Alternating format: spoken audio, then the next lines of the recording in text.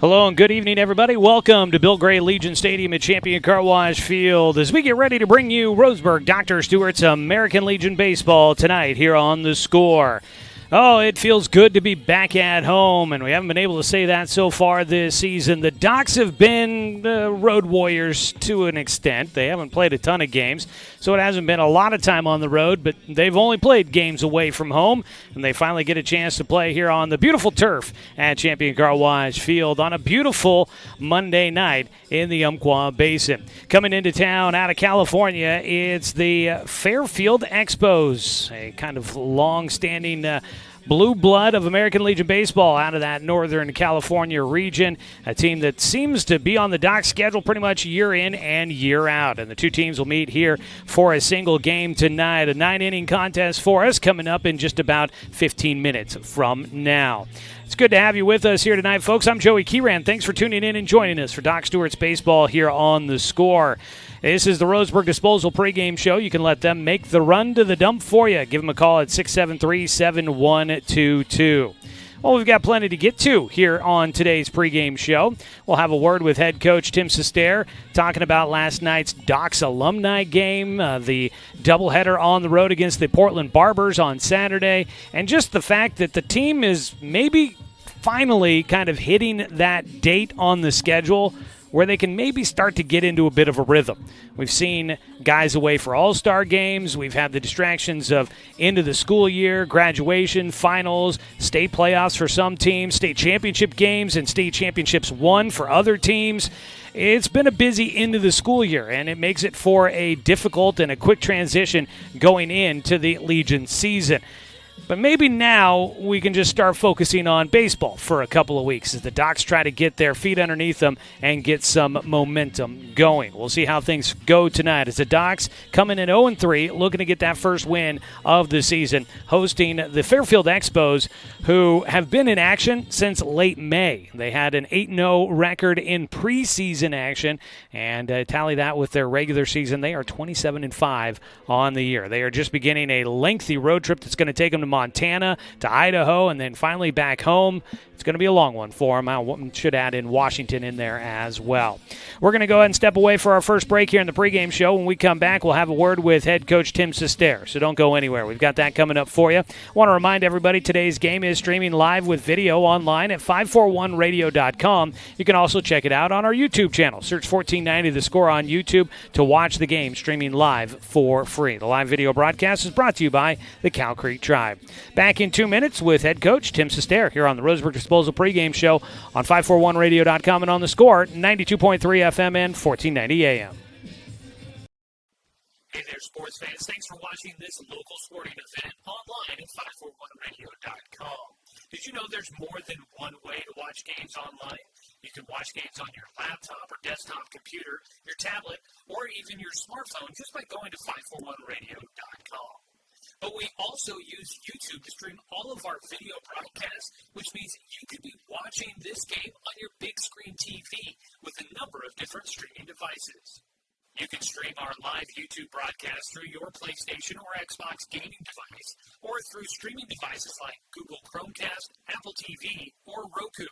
There's plenty of ways to follow this live local sporting event. Plus, you can find past events archived on 1490 The Score's YouTube channel.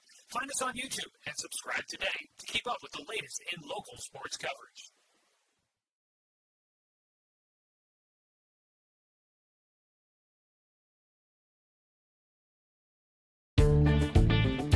For over 100 years, Douglas County Farmers Co-op has been serving the needs of farmers, ranchers, and homeowners throughout Southern Oregon. Here, everyone is welcome. When you shop with us, you can expect good people, good products, and good advice. No membership needed. Just bring yourself, and we'll provide the expertise and products you need to tackle your next project. Douglas County Farmers Co-op, where everyone is welcome to shop. When the first Cascade branch opened in 1948, things were a lot different here. The fact they're still here says a lot about the way they do business. Staying in business for 75 years requires the cooperation of generations. It's the desire to learn and grow with your community. My account number is only 5 digits long. What that tells me is that this is a local credit union. Cascade Community Credit Union would like to thank you for 75 years of growth and support here in Douglas County. 3 games is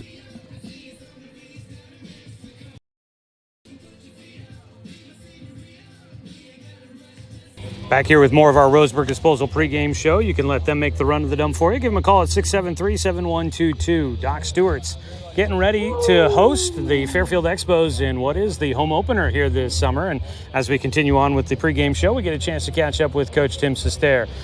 Coach, back here at Champion Car Wash Field, it's nice to get a chance to play an actual game here at home, and I think we're getting kind of, hopefully, to that point in the season where everybody's with you, so you don't have to necessarily play those mental games with the lineup quite as much. But I wanted to start out first and foremost last night, the alumni game. Always kind of a fun opportunity to recognize the names that have come before, an opportunity for the young guys to meet some of those guys maybe, and to get out in there and have some fun. How'd things go last night? Great turnout, the number of guys that signed up online and a couple that just showed. We had over 30 guys here, and that was phenomenal. Phenomenal for our kids to see what it's about and see how much it means to those guys still to be here and support and understand they're playing for more than themselves. So pretty special, and they can still play. So understanding how much talent has come through here, right, and a lot of the kids don't. And seeing that here in action was a lot of fun. So. Who ended up throwing for the alumni last night? Handful of guys. Austin Marsh, Brandon Jackson. Let's see. Parker Burt came in. I'm missing some guys, but a handful of guys that obviously can still get up there and throw it. Yeah, no, absolutely. Sounds like a lot of fun there, and glad that you guys were able to put that on and have the guys come back out to get a chance to kind of relive some of the glory days there last night. Here today, kind of on the topic of getting everybody together, kind of starting to get this summer in a rhythm for you. Does it feel like this is maybe the kickoff to that portion of the year for you? Yeah, I hope so. It's good. It's good to be home. We definitely have road warrior mentality heading our way with hosting the series and not having a tournament. So, having those few home games in a row, we haven't had that luxury. So no excuse. We got to find a way to win, and we're happy to be home. And again, hopefully we can find a way to scratch one inning at a time mentality and some good things to go our way. I know, we had that All-Star Series, as you mentioned, here at Champion Car Wash Field, and we saw, it's great to see that 4 guys from the team all were in that and getting recognized there. You feel like we're still in the info gathering portion of kind of where everybody might be able to be long-term for you? Yeah, I think we have a pretty good idea where guys are going to be, but, with that being said, we got to produce, right, when your name's called, and the start of our year were some of the opponents, we can't get away with making mistakes. So, again, today, finding a way to play clean and swing the bat, it's there. Yeah. It's just we got to do it. Yeah, and that's, on that point, the games against the Barbers, on paper, a team that looks really good. We know that they were undefeated to start out the year when you guys met up with them. And so that's a program that's always a state title contender and has some big bats in there. How'd you feel about how the team performed? You guys were in it there in your final at-bats in both of those games. Had a chance in both games, a swing away. Obviously, game one, we sponsored some runs early. And with that being said, Jake did everything we asked him to do and throw strikes. They just hit the ball. They're very talented. And, again, you can't give extra outs to teams hard enough to play with 3 outs, let alone giving teams 4, 5, 6 outs, right? So, and then game 2, Caden Rygard, phenomenal job, in the zone. And offensively, we were better, but we just got to get that going a little bit earlier. And, again, it came down to final at bat, opportunity to take the lead, and we just got to produce earlier and often. Absolutely. Well, we look forward to seeing hopefully some of that here tonight as the Fairfield Expos come in. Always a fun opponent to get out of California, as they're usually doing a swing up through the northern portion of the western coast. So, Coach, appreciate it here in the pregame, and best of luck to you guys out there. Thanks, Joey. That was head coach Tim Cair for the Roseburg Doc Stewarts joining us here on the pregame show. It's your Roseburg Disposal pregame show. Let them make the run of the dump for you. Give them a call at 673-7122. Well, we're just about to get this one underway. Docs and the Expos getting ready to square off. Expos just wrapping up their infield, outfield warm-ups. We'll have the coaches meeting at home plate for exchanging the lineup cards here in just a sec.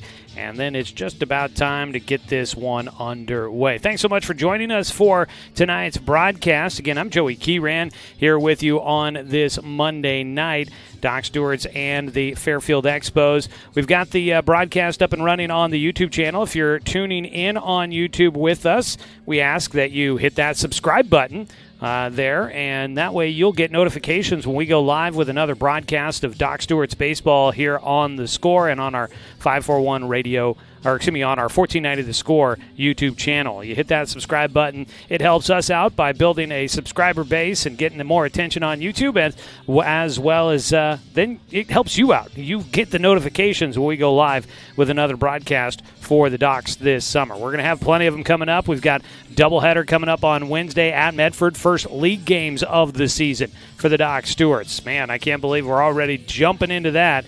And as for later this week, the team is heading to Clackamas for a tournament up in the Portland metropolitan area. And so we'll be traveling up that direction to bring you those games as well. So a lot of baseball coming up this week as the season is really getting off and rolling here coming up. Well, for the Doc Stewarts, they are coming off of a couple of narrow losses against the against the Portland Barbers on Saturday. They went up north and played 2 up there. They lost game 1 8-5, lost game 2 4-3. Docs had the game-tying run on base in both games. Game 1, they had the game-tying run at first base. They were down by 3. Unfortunately, could not come up with a hit to clear the bases, and so the game-tying run left at first. Game 2, they were down by 1. Game-tying run was at second base, and again, could not bring that runner around to try and tie the game up. But overall, pretty impressive performance for a shorthanded Docs team. They were missing 4 players off the roster that were at the All-Star game that was being played here at Champion Car Wash Field on Saturday. A Saturday and Sunday, a 3-game series between the small school classification All-Stars. 3A, 2A, 1A All-Stars were squaring off here. That was pretty cool that series has moved from Linfield to here in Roseburg, a county that has 11 small school classification teams within its border. And so really cool to see that series here where, it really can get kind of fostered and enjoyed. And great efforts by head coach of the Umpqua Valley Christian Monarchs, Dave York, to help push to get that series to move here. And I think that was a huge boom over the weekend. Unfortunately, I couldn't be here for any of it as we were off on the road for the Docs, but it seems like it was a good weekend. Taj Flora, Drew Camp, Ty Hellenthal, and Logan Anderson all playing in that series. And unfortunately, their team only ended up winning 1 out of the 3 games in the 3-game series. But Drew Camp was named the most outstanding player for the Gold All-Stars. And according to Coach York, Taj Flora had some big hits. Ty Hellenthal pitched well, and Logan Anderson did what he does out there on the field, playing well as defensively and being just an all-around great baseball player out there. So cool that those guys got that opportunity, but it meant that the Docs were a bit shorthanded for that series against the Barbers on Saturday, and yet they still hung in there. They did fall behind big in Game 1, but they were able to battle their way back within 3 runs. In Game 2, they again kind of fell behind the 8 ball, but they stuck with it and got some good pitching to keep them in the game. So pretty solid performance there. Unfortunately, didn't net the first win of the season for the Doc Stewarts, but I think they might have proved a little bit to themselves, and hopefully we'll be able to get that momentum going here tonight against a Expos team that is coming off of a loss 6-3 against the Medford Mustangs yesterday. The Expos took on Medford Sunday and ended up losing 6-3. They fell behind in that one 6-0 before they finally got on the board in the 3rd inning, but they could not do anything more. They were playing down in California for that one. Unfortunately, were unable to do anything more against Medford in that one. They did get the game-tying runner at bat in the bottom of the 7th inning, but that was where the rally did come to an end. So the Expos come in. They've lost back-to-back games. They're 27-5 on the season. Doc Stewarts have lost 3 straight, so one of these teams getting in the win column, ending a short skid here at the early portions of the season.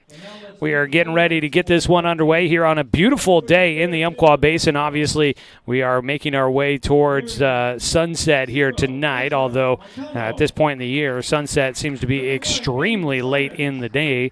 So we probably got plenty of sunshine left to go. I'm sure the lights will start kicking on here in a little bit.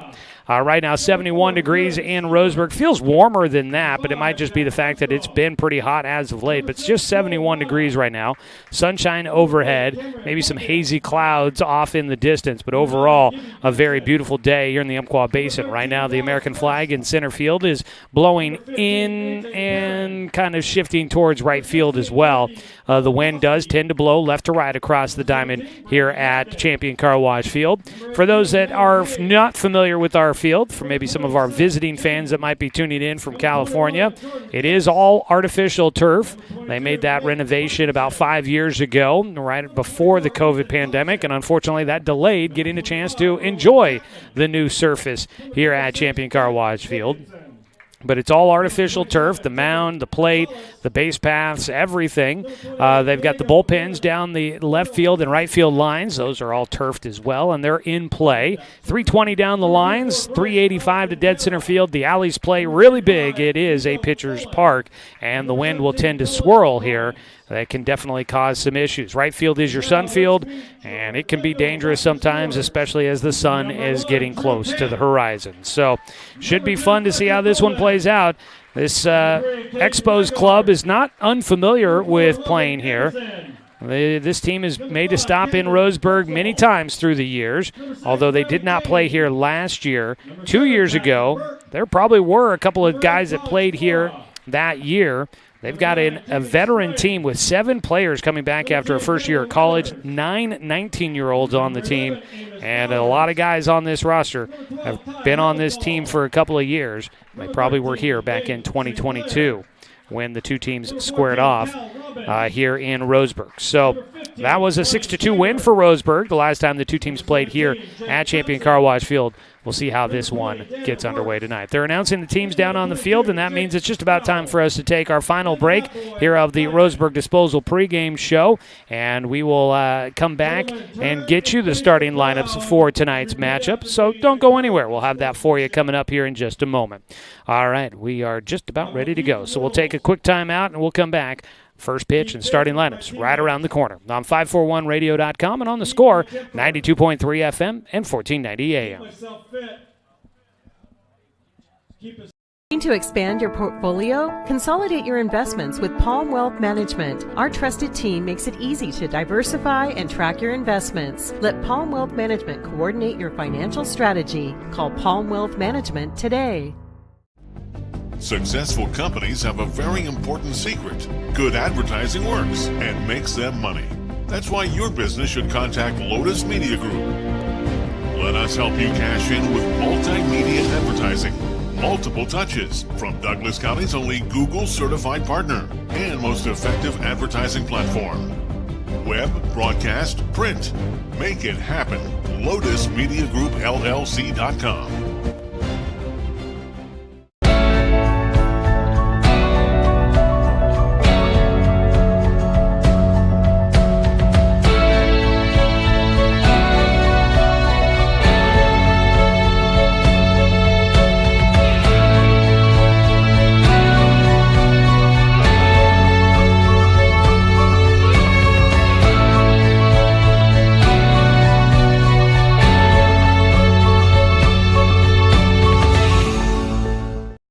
Looking for more local sports coverage?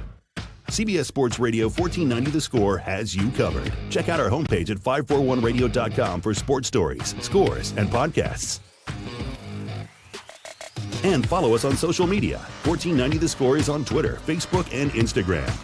And take the station with you wherever you go with the 541 Radio app. Download the app in your smartphone's app store and get access to a live stream of the station, sports stories, podcasts, and easy messaging with the station and others. When it comes to finances, it can be hard to know what's in your best interest. Experience the strength of advice at Palm Wealth Management. From education and estate planning to retirement and the unexpected, we can help. Call Palm Wealth Management.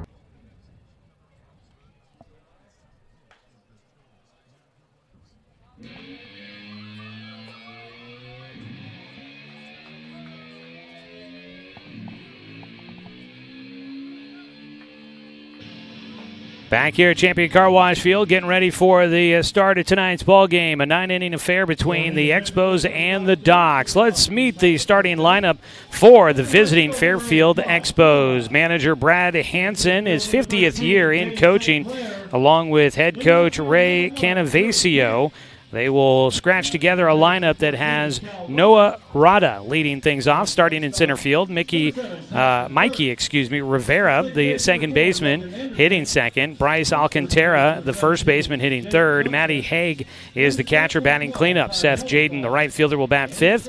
And the DH today is the sixth hitter, Ethan Thompson. He'll bat for the starting pitcher, Jackson Kolakowski. The third baseman is Jack Jacobson. He will bat seventh. A.J. Perrin hitting eighth and starting at shortstop. And rounding out the starting nine is Cameron Holbein, who is the starting left fielder. Defensively for the Roseburg Dr. Stewarts, behind the plate, Ty Hellenthal. At first base, Jake Johnson. At second base, Logan Anderson. On the left side of the diamond, it's Cal Robbins at third, Paxton Burke at short, and in the outfield from left to right, Drew Camp, Dane St. Clair, and Taj Flora. They will look to support the starting pitcher in today's ball game for the Roseburg Dr. Stewarts. And it is going to be Danner Wirtz, the right-hander from Roseburg High School, will be the starting pitcher for the Docs today. Wirtz, the big righty, kicks and fires. His first pitch is low, and we are underway in the contest. A 1-0 start for Noah Rada, the center fielder. Rada out of Solano Community College. Pop one foul and out of play. A 1-1 count.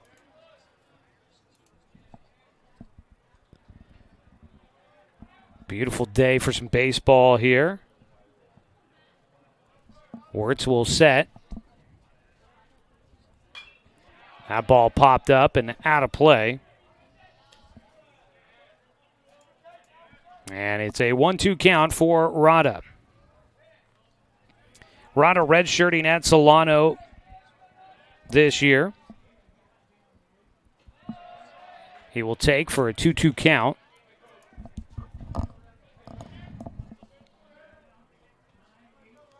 Two balls, two strikes for Danner Wirtz against the leadoff man for the Expos. Pop up, out of play.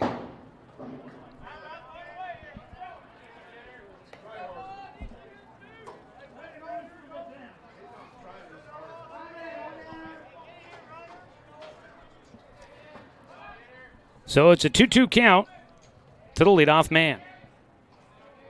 Wirtz delivers, breaking ball. That one is poked out to left field. It'll get down in front of Drew Camp. It'll be a leadoff single for Noah Rada. And on the board, the Expos will have their first hit of the night. So we got one on. Nobody out. First hit of the night for the visiting team. Now batting number 3, Mikey Rivera. Brings up the second baseman, Mikey Rivera. Shows a bunt. Will take outside. Ty Hellenthal up out of the crouch. Getting to that baseball outside.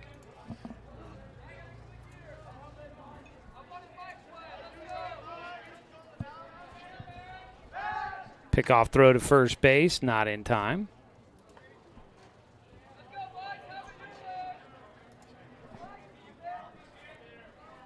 1-0 count to the two-hitter.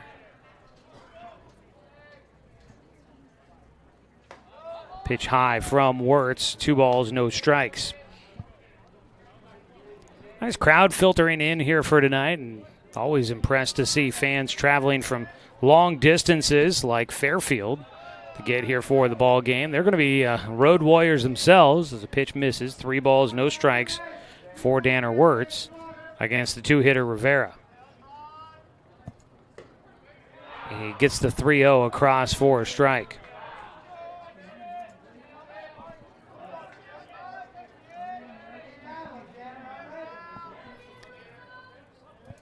Wirtz back into the at-bat with the 3-1. He'll work in a strike.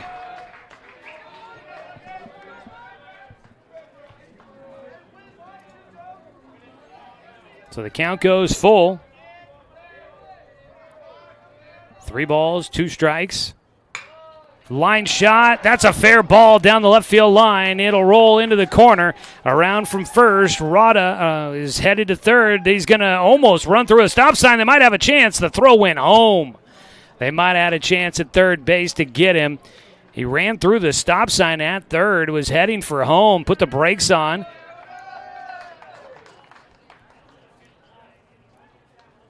And I'm not sure they're going to give him home plate. Not sure exactly why. They called interference, I think, at third base. And that's the only thing I can think of is why they gave Noah Rada home. So it's 1-0. The Expos will take the early lead. Out at second base is Mickey Rivera after a double. Tanner Wirtz, first lefty of the night, will be Bryce Alcantara. He'll take a breaking ball outside for a 1-0 count. 2 hits already, first 2 batters up. It's not going to be an RBI for Rivera as that ball, that was an interference call. A chopper towards second base, fielded by Anderson. Logan Anderson will retire Bryce Alcantara. Playing that one shallow right field grass, picks it up, throws to first. The runner, Rivera, will head to third on the ground out. 1 away. Matty Haig, the cleanup batter, will stand in. Already a 1-0 game with a interference call. Danner's first pitch, swing and a miss on a breaking ball. Matty Haig, the catcher, goes chasing after it. At third base is Rivera after his double. Pitch high, 1-1 count. Back-to-back lefties here in the heart of the order.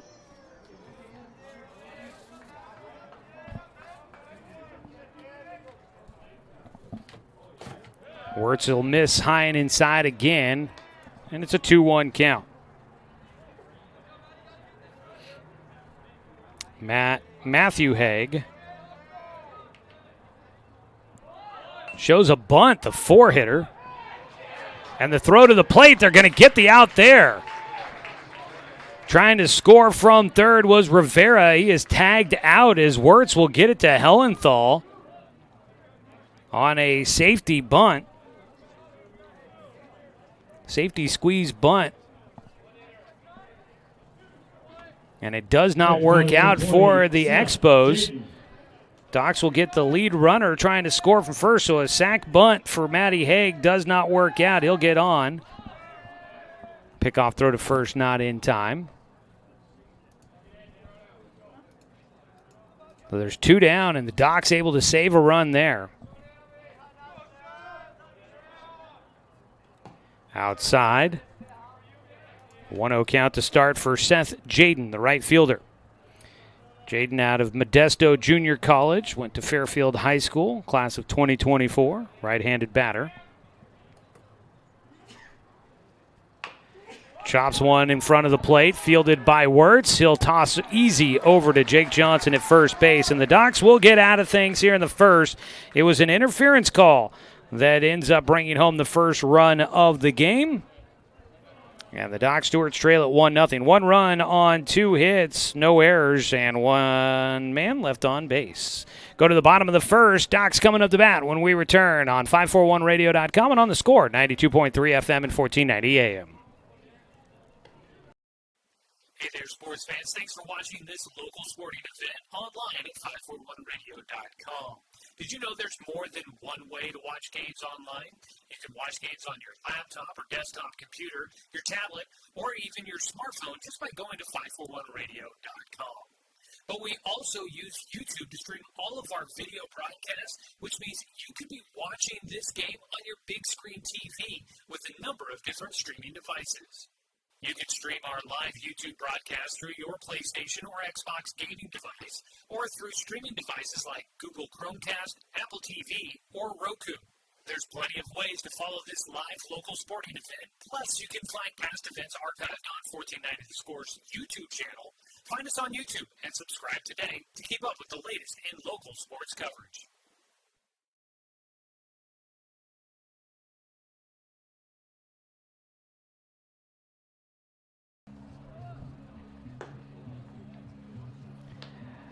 Bottom of the first inning. Let's meet tonight's starting lineup for your Roseburg Dr. Stewart. It's led by head coach Tim Cair in his first year with as the head coach. He's been an assistant in the past, first year as the head coach of the Doc Stewarts. It'll be Paxton Burke, the shortstop, leading off, followed by Logan Anderson at second base, batting second. Third baseman Cal Robbins bats third, followed by the DH Daniel Withers, who hits for the starting pitcher Danner Wirtz. The first baseman, Jake Johnson, batting fifth. In center field, Dane St. Clair will bat sixth. Hitting seventh is the right fielder, Taj Flora. Drew Camp, the left fielder, batting eighth. And Ty Hellenthal, the catcher, will bat ninth. First pitch swinging away. It's a chopper to first base, fielded by Bryce Alcantara. And he will get Paxton Burke, the switch-hitting shortstop. Grounds out to first base, one away as we get things started here in the first inning. We'll meet you the defense for the visiting Expos in a moment, but one pitch, one out. Logan Anderson will bat as he faces Jackson Kolakowski, right-hander on the mound. First pitch from Kolakowski into Logan Anderson is a strike on the inside corner. 0-1 count. Kolakowski kicks and fires, hits the outside corner with a breaking ball. Lengthy right-hander, Kolakowski, out of Rodriguez High School. His 0-2 pitch. Just misses behind the plate. The battery mate, Matthew Haig, was ready to throw it around the horn. That one ruled ball one. 1-2 count for Anderson. Nobody on, one away here in the bottom of the first. A 1-0 lead for the visiting Expos. Swing and a miss, and there is strike three. First punch out of the day for Kolakowski. One down, or one strikeout for him. Two down, though. Cal Robbins will bat. Cal will stand in with two down and nobody on base. Doc's trying to get some offense going as they trail by a run. Kolakowski winds and fires. He misses high and inside for ball one. Kolakowski made 12 appearances during the high school season at a 3-4 record, through 37 in the third innings. He gets Cal Robbins out on his front foot, waving in front of a breaking ball for strike one. Kolakowski had a 5.25 ERA, 27 strikeouts, just 9 walks issued during the high school season in his 12 appearances. A 1-1 delivery. Outside to Robbins. 2 balls and a strike. Cal trying to get going. Had a bit of a rough day in Portland against the Barbers over the weekend. We know how dangerous he can be with the bat in his hands. Trying to get that mojo going here this summer. He'll call time before the 2-1 delivery. If we get a chance, we'll introduce you to the defense here in this bottom of the first. If not, we'll get to it in the next half inning. 2-1 delivery from Kolakowski. Cal pops it up. Playing it over there out of the view of the first base camera and out of play for the first baseman, Bryce Alcantara. Cal Robbins will have a 2-2 count here. 2 down and nobody on in the bottom of the first.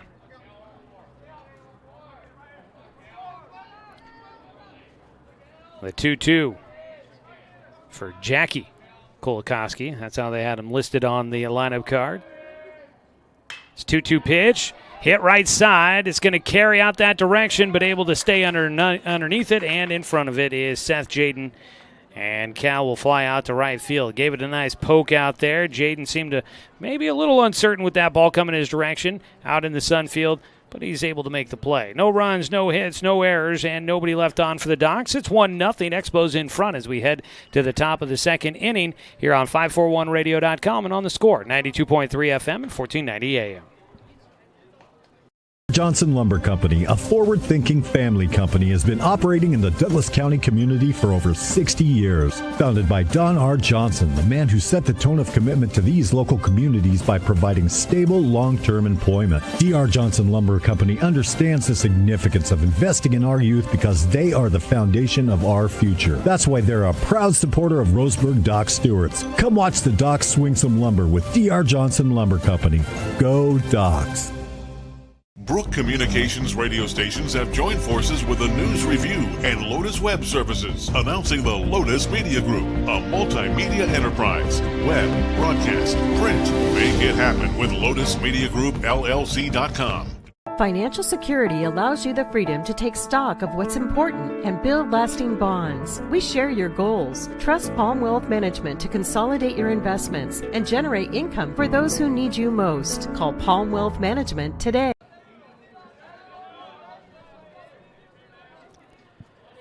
Top of the second inning, first pitch swinging away, the comebacker to the mound, and a flip over to first base. Danner Wirtz will retire Ethan Thompson on the first pitch here in the second inning. A quick comebacker to the mound, one down. Ethan Thompson didn't even give us enough chance to introduce the DH. Nice play on the mound for Wirtz, quick hands, and he tosses it to Jake Johnson for the putout. So one away as we welcome you back here for the top of the second inning. It's a 1-0 lead for the Expos. Breaking ball misses inside for Wirtz. A 1-0 count against Jack Jacobson, the third baseman.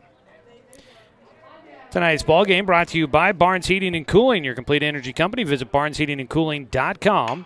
It's a line drive, one hops to short, playing back on it. Burke with time across the diamond to Johnson, and there's two away.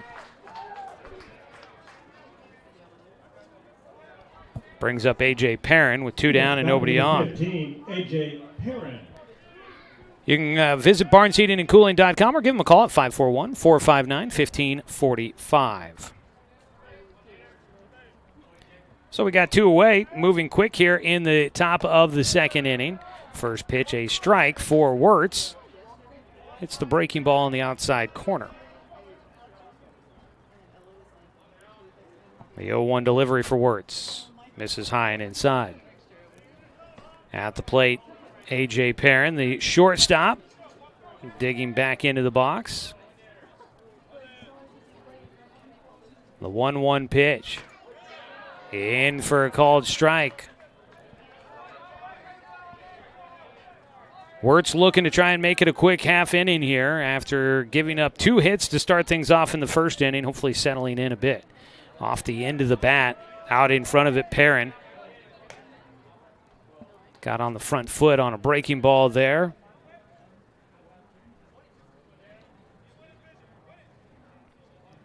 Danner, just a freshman this last spring at Roseburg High School, delivers. Gets him to pop it straight up in the air.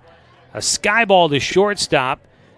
A lot of dancing back and forth, shuffling right, then back to his left. Paxton Burke to shortstop underneath it for the final out here in the top of the second inning. It's a 1-2-3 frame for the Expos as the Doc Stewarts set them down in order. And no runs, no hits, no errors, and nobody left on base. We head to the bottom of the second. 1-0 ball game here in this 9-inning contest on 541radio.com and on the Score, 92.3 FM and 1490 AM. My wife and I moved to Oregon to raise a family, set our roots, and to have a lot of fun outdoors. We quickly realized that we needed a truck or a rig for the projects that we were doing in our backyard. When we were looking to find a place to finance our truck, we asked our patients, and everyone recommended Cascade Community Credit Union. It was so easy to work with Cascade. Everything was done via email, phone, and we didn't even need to go in. I can't wait to finish up the projects in the backyard, go on more adventures in our truck with our boys, and I look forward to working with Cascade again in the future. Brook Communications radio stations have joined forces with the News Review and Lotus Web Services, announcing the Lotus Media Group, a multimedia enterprise. Web, broadcast, print. Make it happen with Lotus Media Group, LLC.com.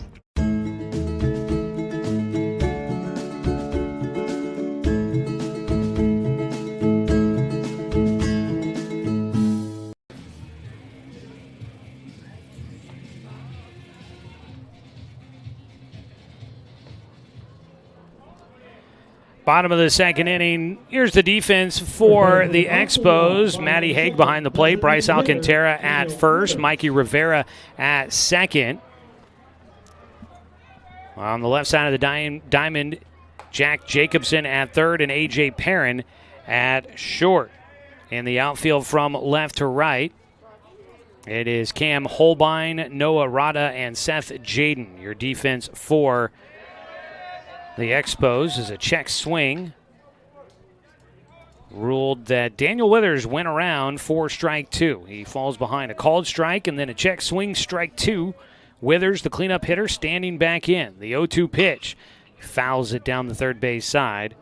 Daniel Withers in the doubleheader against the Barbers on Saturday did have 3 hits between the two games. Only one player had more than that. That was Paxton Burke, who had 4 hits between the day. The 0-2, check swing. He was going to be called strike 3 either way. A strikeout for Kolikoski. His second in the game, his first backwards K in the scorebook. 1 away, and it's Jake Johnson that'll stand in. Doc Stewart's Baseball brought to you by Flyaway Travel. Contact the travel experts at Travel Leader Flyaway Travel. Make sure that you've got an agent in your corner. Call 541-672-5701. High and tight inside for the reigning Southwest Conference Player of the Year, Jake Johnson. Saw some photos from last night's alumni game. I didn't get a chance to be here, but saw some photos. Jake will slap one right side. It'll be a sliding play out in the outfield grass for Rivera at second. He pops up and makes the throw to Alcantara at first. 2 down. Doc Stewart's without a base runner so far tonight. 2 down. And brings up Dane St. Clair, the center fielder. With 2 away and nobody on base. St. Clair, the lefty, will take outside, ball 1. I was going to tell you, Jake Johnson got a chance to play against his brothers, Caden and Cody, and it looked like they both showed up for the alumni game. Pretty cool. A couple of alumni. Dane St. Clair takes a strike on the outside corner, 1-1 count. Bottom of the second, it's a 1-0 lead for the visiting Fairfield Expos in this non-league 9-inning ball game. The 1-1 from Kolikoski out in front of a breaking ball. Dane able to get a piece of it. It's a ball and 2 strikes. 1-2 the count with 2 down, nobody on. 5 straight retired for Kolikoski. The right-hander's 1-2 delivery. And time called before he can get into his lineup. Or windup, I should say. Kolikoski graduating this year at Rodriguez High School. The 1-2. Strike 3. Got him on the outside corner. And that strikeout will finish things off here in the bottom of the second. 3 strikeouts in the ballgame for Jackson Kolikoski. And he will set him down in order once again. No runs, no hits, no errors, and nobody left on base for the Doc Stewarts in the bottom of the second. We'll head to the top of the third in this 9-inning ballgame. It's a 1-0 lead still for the Expos on 541radio.com and on the Score, 92.3 FM and 1490 AM. Turn your home into your dream sanctuary with help from Douglas County Farmers Co-op. For over 100 years, we've carried everything you need to keep your garden and crops green and growing, including a large selection of soil mixes, composts, fertilizers, and other soil amendments. You'll also find stones, boulders, gravel, and more to add structure and diversity to your yard. Stop by or shop at DouglasCountyFarmersCoop.com.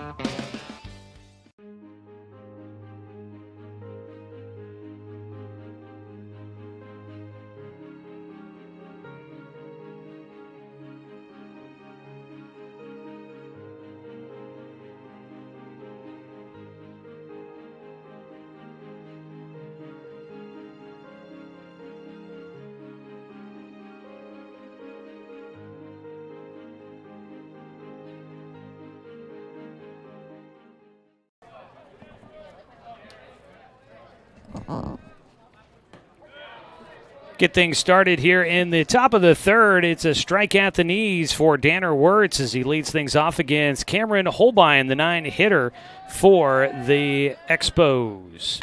First, or the 0-1 pitch, takes it back up the middle for a base knock, the 9-hitter on. And that is the third hit in the contest for the Expos, and the leadoff man on base here in the third inning. Well, Doc Stewart's baseball this season brought to you by Winston Auto Care. Don't strike out with car troubles. Call Winston Auto Care at 541-679-8685. They're your home team for auto repair for over 25 years. Man on at first. Nobody out. Top of the order did some damage in the first inning. Back-to-back base hits. Now looking to bunt and at least move the runner over. Noah Rada ends up fouling that one off against himself in the box for strike one.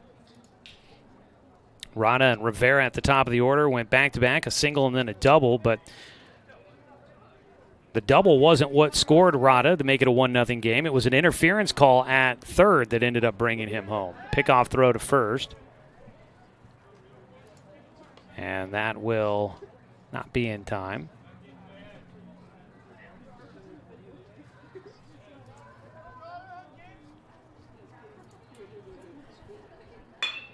Ball pulled towards left field, and that one does get down. It will be in for a base knock. Second hit in the game for Noah Rada. Rada will get on. He's 2 for 2 in the game. Now 4 hits in the contest for the Expos. And it'll bring up the 2-hitter, Mikey Rivera. Had a double his last time up, and he'll look to see if he can do it again. He's got 2 runners on base. He shows a bunt. It's going to go third base side. Wirtz will field it, but won't have a play to be made. Covering second base was Anderson. He was there in time, but Wirtz just didn't want to try to make the bang-bang throw to first. And the Doc Stewart's unable to get an out on the infield bunt. And Rivera, who had a double, now lays down the bunt single, and the bases are loaded with nobody out. And that'll prompt a visit out to the mound for pitching coach A.J. Doolittle. So we will see what the Docs are able to come up with here as they meet on the mound. Well, we welcome into the booth a familiar name, a familiar face, but it is radio, and we don't have cameras on us, so you can't tell that who it is unless I introduce Brian Prowitz. Welcome back to your familiar spot. Joey. Everything's just as you left it. Joey. No, it's not. Yeah. It's very different. Much of it is, but there are a few new additions. I see Keith Pettingill's black's Sharpie marks up there and on the wall. But, man, you got windows and heat and AC, I understand. Yep. And this digital thing you got going on. It's a little bit much. I don't know what I'm doing to myself. As we get back to action, a first pitch swing and a foul ball out of play for Bryce Alcantara. Here's the part you want up, the heart of the lineup for the Fairfield Expos. 3-4-5 due up and bases loaded with nobody out in the third inning. Docs playing for a double play up the middle. Long ball game, 9-inning contest today. So right now it looks like the Docs playing for the possibility of 2 rather than hoping to maybe get the out at home as a ball fouled away. You didn't forget where not to park, did you? A couple things happened. One, I popped on to the YouTube to try to see a little. I actually caught the top of the first inning. I saw the squeeze play at home plate. The 0-2 to Alcantara is in the dirt, can't get him to chase. And the interference at third and all that. So I saw that. And my first question was, is Fairfield, like they were back when I was doing games forever ago, going to play small ball like they did? And they do. They're playing small. Brad Hansen's the coach there forever. Still there. It's a ground ball up the middle. They did get the chance at 2. Anderson to Burke, back to Johnson. They get the double play. A run will score, but that's what they were hoping for, and they get the twin killing. And that'll move Rada up to third, and coming in to score was Holbein. Makes it 2-0, but the Docs get the ever-important 2 outs. I think that would be a very satisfactory outcome.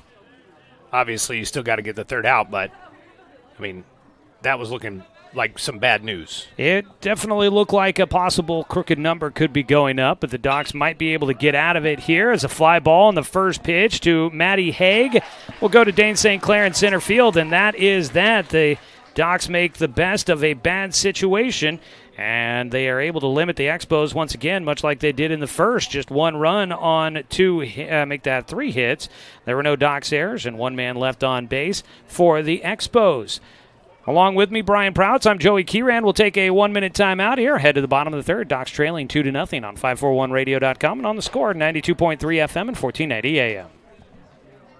To expand your portfolio? Consolidate your investments with Palm Wealth Management. Our trusted team makes it easy to diversify and track your investments. Let Palm Wealth Management coordinate your financial strategy. Call Palm Wealth Management today.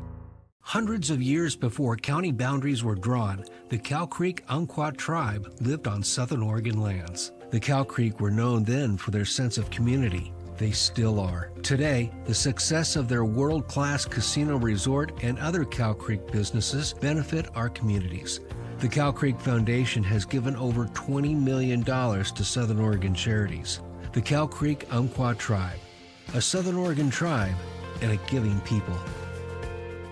Brook Communications radio stations have joined forces with the News Review and Lotus Web Services, announcing the Lotus Media Group, a multimedia enterprise. Web, broadcast, print. Make it happen with Lotus Media Group, LLC.com.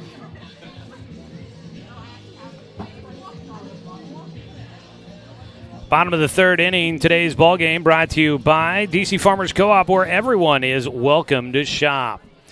Well, the Docs, as they go to the third inning, still trying to get a man on board to see if they can start to climb in into this ball game and chip into a 2-0 deficit. They will have the 7, 8, 9 hitters coming up here. Taj Flora, fresh off of the 3A, 2A, 1A All-Star game, played here at Champion Car Wash Field. Squares to bunt on the first pitch and takes it for strike 1. Thoughts on bunting to try and get your first hit of the game? Well, it might be. Ooh, I got the wrong button. There you go.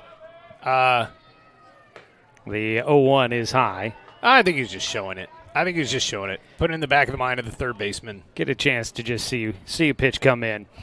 Flores waits on the 1-1 from Kolikoski, who gets the top of the zone for a strike. A ball and 2 strikes here. So I was excited to see Brad Hansen is still the head coach at Fairfield. 50 years in coaching. Yeah. It has not been that long since you were doing games. No, but it's been that long since Tom Nelson was umpiring. He had a lot of games too there. He did. More than I've had. 1-2 after a time called for Flora. Actually, now it's the catcher that's going to head out, and they're going to have a conversation, get on the same page here between Haig and Kolikoski. So we kind of used to sneak in the side gate over there. Yep. But once the game starts, that thing's locked up. Don't try to get in over there. I had to walk. I parked way over there behind the batting facility over there and had to walk it all the way around, man. Yeah. Pitch is high to Flora, a 2-2 count. I think here recently, I tried to go that way and it was locked. I had all my gear. I had to go around the other way and then all the way back over there with all the broadcast gear. That's harsh. That might have been during the UCC season. Pitch low on the 2-2. It's a full count now for Taj Flora. He's threatening to be the first base runner of the night for the Doc Stewarts. Life is hard for us broadcasters. Oh, boy. Full count pitch with nobody out to the leadoff man, Taj Flora. And he will take strike 3.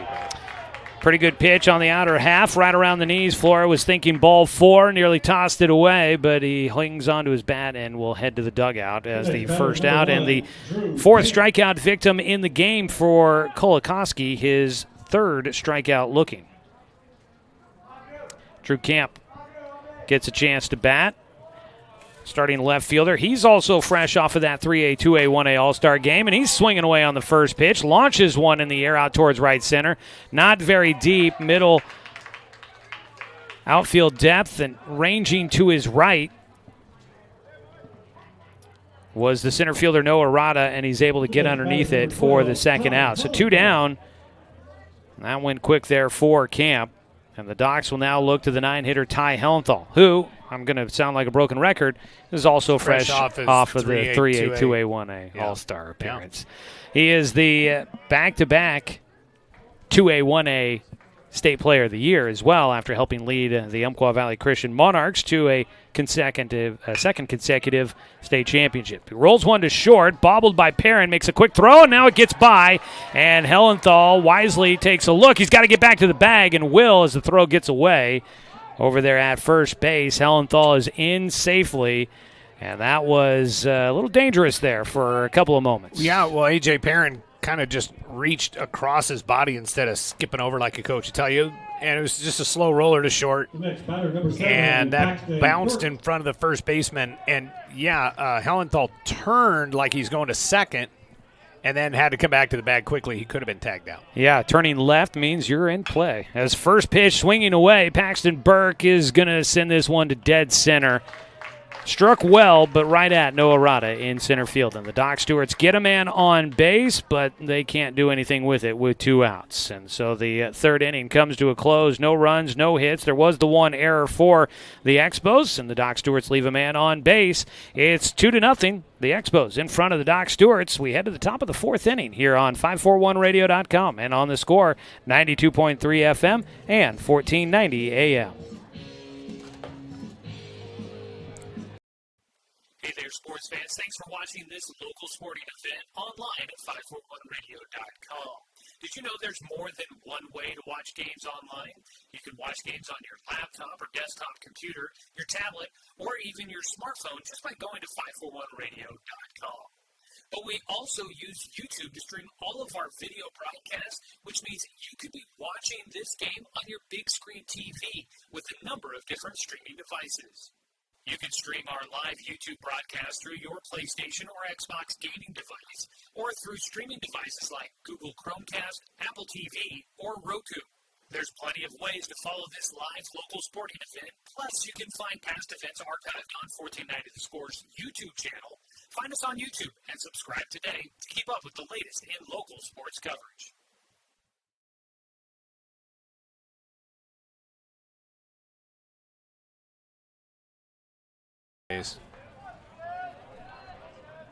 Top of the 4th inning, Docs baseball brought to you by Cascade Community Credit Union, belong to Douglas County. First pitch in for a strike to the 5-hitter, Seth Jaden, who leads things off. He's 0 for 1 in the game, grounded out to the mound his first time up. He'll send one left side, charging in, throw across his body on the run, pick at first base, and Jake Johnson will make the grab to retire the batter.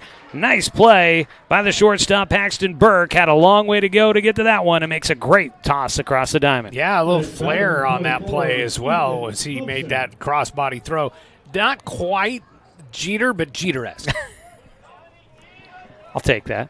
I would take that if I was a shortstop. One away. Ethan Thompson, the DH, stands in 0 for 1. He also grounded out to the mound his first time up. He'll take a breaking ball low and outside for a 1-0 count. Along with Brian Proutz, I'm Joey Kieran. We got a little tag team action going for you here tonight on this Doc Stewart's baseball call. Swinging a dribbler down the third base side for a foul ball. 1-1 count for Ethan Thompson. I'm so out of practice, I haven't even written down. I have one name on a piece of paper in front of me. Trying to catch up. I'm having that You show up late and that happens. Where you drove by the stadium and a game is happening and you're supposed to be in there calling. It's happening to me right now. I could regale you with tales of my work nightmares that happen. Mine is always I can't get the broadcast going, or I just, for some reason, constantly get distracted and stop talking and then realize I'm supposed to be talking on the air. Pitch in for a strike. It pops out of the glove for Ty Hellenthal. And my guess is Hellenthal and Wirtz not on the same page on that last pitch, so he goes out to the mound to have a conversation. Hellenthal might have been expecting that ball somewhere else. It comes inside, and that's why it popped out of the glove. It did catch the strike zone, and so it's a 1-2 count here against Ethan Thompson with 1 out and nobody on base. The scary thing is both of those things have happened to both of us probably multiple times. Foul back on the 1-2 pitch, staying alive for Thompson. Well, this Expos team coming in at 27-5. Always one of the fun things getting a chance to face the California team is you know that they've had a month's head start on you. They started at May 23rd was the start of their regular season, and they had 8 games in a preseason. So they are well underway, 33rd game of the year, but they have lost back-to-back games as they begin quite the road trip. We'll talk about that here in a moment. 2-2. It's low and outside, and Danner Wirtz falls behind. The count goes full. This is stop 1. They are headed to Kennewick next. Then they are heading to a couple of stops in Montana, and then they will wrap it up coming back through through Idaho. There's a ball lifted out towards shallow right center, and going out the second baseman, Logan Anderson, a leaning back grab with Dane St. Clair and Taj Flora tracking right behind him. The outfielders coming in, but not needed. 2 down on a fly ball out to shallow right field for Ethan Thompson. That brings up Jack Jacobson. Jacobson, a ground out to short, his first time up to bat in the second. He takes a breaking ball from Wirtz for strike 1. Wirtz has done a nice job. He's allowed 5 hits in this one, but he has been able to minimize the damage. Right now the hits have come from the 9 spot and the top of the order. Breaking ball at the knees, inner half for a called strike 2. Coach Hansen is down at the third base coach's box, and at first base is head coach Ray Canavasio. So an 0-2 pitch, could not get the hitter to chase with the breaking ball. Danner Wirtz, after a freshman season at Roseburg High School, was an all-league selection. As he misses just high. His first year in high school, and obviously first year then with the Roseburg Indians varsity team, threw a no-hitter, 7-inning no-hitter against South Medford during that freshman campaign. 2-2 pitch. It's outside. He misses with his fastball, and Ty Hellenthal, again, I think, was expecting that ball somewhere else, had to make a diving stab to get to it. Nobody on base, though. 2 away. Full count pitch once again here for Wirtz. The 3-2. That ball sent towards center field, and it will stay up. I thought that ball had a chance to drop down, but Jacobson unlucky as it continues to carry to Dane St. Clair in center field. It's a 1-2-3 frame for the Expos. No runs, no hits, no errors, and nobody left on base.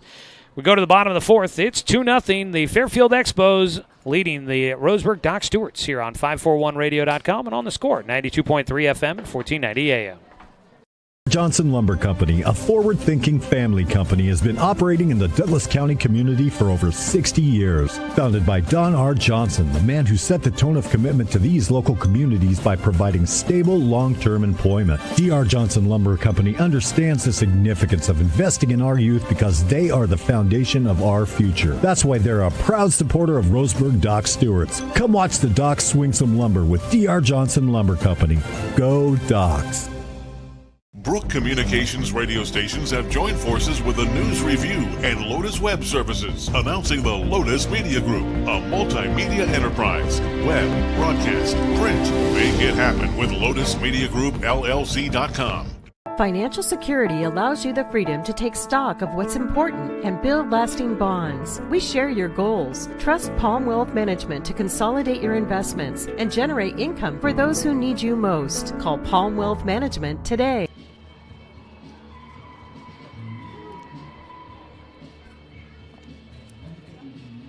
Bottom of the 4th inning. Tonight's ball game brought to you by Southern Septic Service. Nobody sticks their nose in Southern Septic Service's business. Get a free no-obligation estimate today for all your septic, grease trap, and portable toilet needs. Visit SouthernSepticServiceInc.com. It'll be Logan Anderson, Cal Robbins, and Daniel Withers leading off for the Doc Stewarts. Logan Anderson takes the first pitch from Kolakowski high for ball 1. It's the heart of the order coming up here for the Doc Stewarts. Brought to you by Floors by Design. Ball fought off for strike 1 for Anderson. Flooring's at the heart of every home, and Floors by Design is the premier location in Douglas County, offering the latest and greatest from the industry's leading manufacturers. Visit roseburgflooring.com for more info. Ground ball chopped foul once again. Strike 2 for Anderson. Anderson, a strikeout victim in the first against Kolakowski, who was allowed just one man on base, and that was a fielding error. The 1-2 pitch to Anderson. And he'll call time. Graduating from Umpqua Valley Christian this year. Says he has not made any college plans as of yet, but would like to play college baseball. Takes high and inside, and I think he could probably do that. He's kind of what I think of when you think of a ball player. Just one of those guys that just gets out there and grinds and makes the plays. 2-2 count. Stays alive. Kolikoski doing a nice job with a lot of breaking pitches. He's been able to mix things up, find different locations, and he's had the Doc Stewarts kind of all over the place at the plate trying to guess what's coming next. Anderson gets underneath one, lifts it right side. Could be some trouble out there. It's going to carry, though. The wind helping that ball get out to Seth Jaden in right field. One away. One of the toughest sun fields anywhere, I would think. I haven't been everywhere. Yeah. Lately. But right field here with that wind cutting across. Oh, man. And the sun right in your face. Especially coming up here in probably about another half hour to an hour. It really gets real tough out there. Cal Robbins looking to try and get tough and see if he can get that first hit of the game for the Doc Stewarts. Pitch inside for a 1-0 count. Did you hear what the Arkansas dude did today? I had that thought just moments ago as the 1-0 pitch is a called strike. I should have his name. Last name was Wood. Gabe Wood, or Gage. I think it was Gage Wood. Yeah. That's a good baseball name. Throws just the third no-hitter in the College World Series history, first since 1960 as a strike on the outside core. 19 strikeouts. Yeah. And he misses a perfecto with the guy only in the base runner was a hit batter in the eighth. What a day. The 1-2. And there's the first hit of the game for the Doc Stewarts. It's Cal Robbins. Good to see him get a sweet stroke around. He had a single that he tried to stretch to a double at the Barbers on Saturday, and that kind of came back to haunt him. He just had a tough day. Just felt like he was never comfortable in the box against the Barbers up in Portland. But there he gets a nice, easy swing, rips a line drive through the left side, and the Docs have their first hit of the game, which is brought to you by MSK True Value and Building Supply down in Myrtle Creek in Tri-City. First pitch swinging away, a ball belted out towards left field. Holbein is on the run, in and out of the shadows, reaching and grabs it to retire Daniel Withers, who swings away on the first pitch and flies out to deep left field. Make sure your summer projects are a hit with a stop by the MSK family of stores in Myrtle Creek and Tri-City.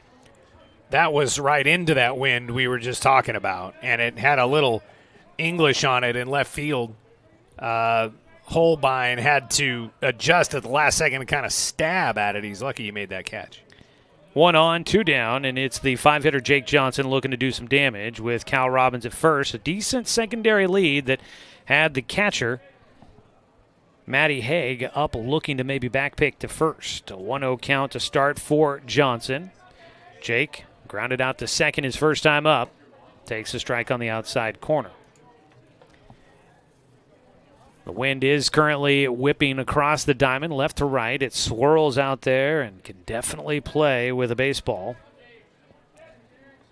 A pickoff throw to first. Cal is back in safely.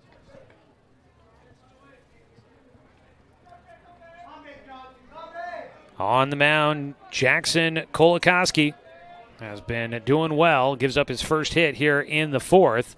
His 1-1 breaking ball hits the outside corner.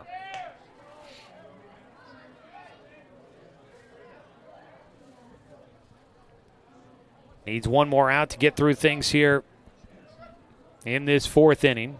He's got the 1-2 pitch coming up to Johnson.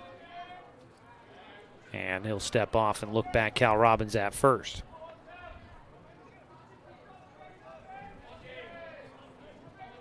The 1-2. Johnson hits one to left field. It'll get down. A 2-out single to left field. Jake Johnson, second time through the order. Doc's starting to figure out. Kolikoski just a hair. Up to second base, Cal Robbins. Runners at first and second. A little 2-out rally going for the Docs. Little bingo. It's good to see. And now is when you're extremely happy with the 2-0 deficit this team's facing right now. Because it could be a lot more than just 2. It easily could be a 4 or 5 run hole that they're trying to dig out of. Fairfield had 2 runners on to start the first, ended up only getting 1 run out of it, had bases loaded with nobody out in the third, and got just 1 run out of that. They lead 2-0 here in the bottom of the fourth. Docs threatening with Men at first and second and 2 away. High leg kick, Kolikoski. A swing and a miss on a breaking ball that dives to the turf. Dane St. Clair out in front of it on the front foot. Falls behind 0-1. I think the Docs have started to feast a little bit on a fastball, and I think you might see Kolikoski start throwing some not straight stuff a little more. The 0-1. Chopper first base side, took a high hop, but playing back. A flip to the bag is on time. Alcantara to Kolikoski. The Docs get a little bit of action, but they can't bring anybody around. They leave 2 stranded as a ground out for St. Clair will wrap things up here in the 4th. No runs on 2 hits, no errors, and 2 runners left on base for the Roseburg Dr. Stewarts. We head to the top of the 5th, cruising right through this 9-inning ball game at the moment. Head to the top of the 5th inning after this 1-minute timeout on 541radio.com and on the Score, 92.3 FM and 1490 AM. My wife and I moved to Oregon to raise a family, set our roots, and to have a lot of fun outdoors. We quickly realized that we needed a truck or a rig for the projects that we were doing in our backyard. When we were looking to find a place to finance our truck, we asked our patients, and everyone recommended Cascade Community Credit Union. It was so easy to work with Cascade. Everything was done via email, phone, and we didn't even need to go in. I can't wait to finish up the projects in the backyard, go on more adventures in our truck with our boys, and I look forward to working with Cascade again in the future. Brook Communications radio stations have joined forces with a news review and Lotus Web Services, announcing the Lotus Media Group, a multimedia enterprise. Web, broadcast, print. Make it happen with Lotus Media Group, LLC.com.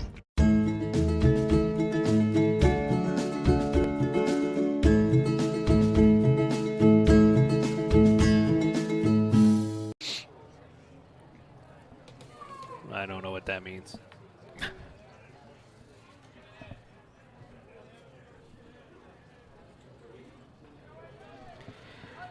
Dannerwert still throwing for the Doc Stewarts into the 5th inning here. A 2-0 lead for the visiting Fairfield Expos. The first pitch of the frame is a swing and a miss on a breaking ball delivered to the 8-hitter A.J. Parent.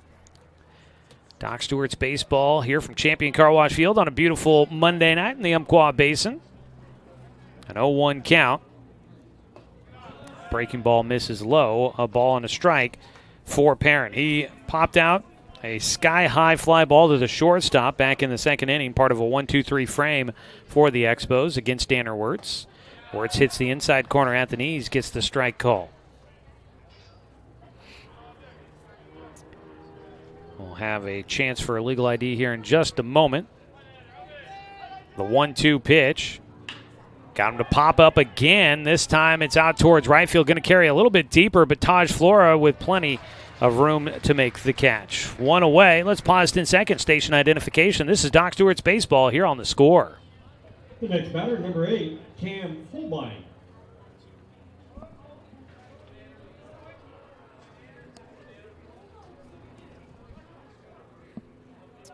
Top of the 5th inning, a 2-0 lead for the Expos of Fairfield. It's the 9-hitter Cam Holbein that'll bat. He is 1 for 1 with a single in the 3rd. He takes low for ball 1. Right now, the pattern has been odd-numbered innings have been the frames for this Expos club. So they've scored 1 in the 1st and 1 in the 3rd. 2-0 count now for the 9-hitter as Wirtz falls behind. This Expos team, they get in a lot of games. Already 32 games under their belt. There's a 2-0 pitch. It's lifted in the air out towards right center. Tracking and a slow jog underneath that one for Dane St. Clair. 2 down. I couldn't believe it when I looked down and I saw him.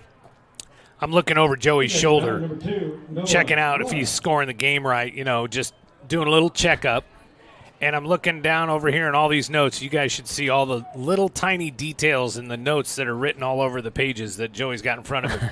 And here up there is Expos and numbers and stuff. 27-5, right above Doc Stewart's 0-3. I was checking to see if that was some other stat. It's an old scorebook. It could get confused. Ground ball, third base. That's a foul down the line. No, this is the classic. Yeah, this is the classic scorebook. I was just saying, it's classic scorebook, but I joking that maybe I got my record wrong because it's old because it's that yeah. old. Yeah. Okay. Well, I can't even find my scorebooks. Good job that you have one. Oh, man, I've got more than one. Thank you for letting me borrowing this piece of paper. I've got quite a few at the office all stacked up. Along with your old cassette tapes, by the way. Oh, we keep talking about that. Yeah, I keep thinking I need to get those back to you, and I haven't done that. 0-1 count here for the leadoff man, Noah Rada, who is 2 for 2 in the game with a pair of singles. He'll take a strike after the foul ball down the third base line, an 0-2 count. But I was going to say, 60 wins last year for this Expos team. They play a ton of games in their season. 60 wins, that's the second most in the program's history. They've been around as long as I have, since 1983. Wow. Yeah, I know. That's a long time. Yeah. A 1-2 count. And strike 3 called. Danner Wirtz will get him. A strikeout for Wirtz to finish things off. That's a nice half inning there for him, as those last 2 outs were a couple of bugaboos. He'd given up singles to Holbein and Rada the last time they were up. He gets a strikeout against Rada to finish things off here in the 5th. First strikeout for Danner Wirtz in the ball game. It's a 1-2-3 frame. No runs, no hits, no errors, and nobody left on. We go to the bottom of the 5th. It is 2-0, and it's the Expos in front of the Doc Stewarts on 541radio.com and on the Score, 92.3 FM and 1490 AM. Turn your home into your dream sanctuary with help from Douglas County Farmers Co-op. For over 100 years, we've carried everything you need to keep your garden and crops green and growing, including a large selection of soil mixes, composts, fertilizers, and other soil amendments. You'll also find stones, boulders, gravel, and more to add structure and diversity to your yard. Stop by or shop at DouglasCountyFarmersCoop.com.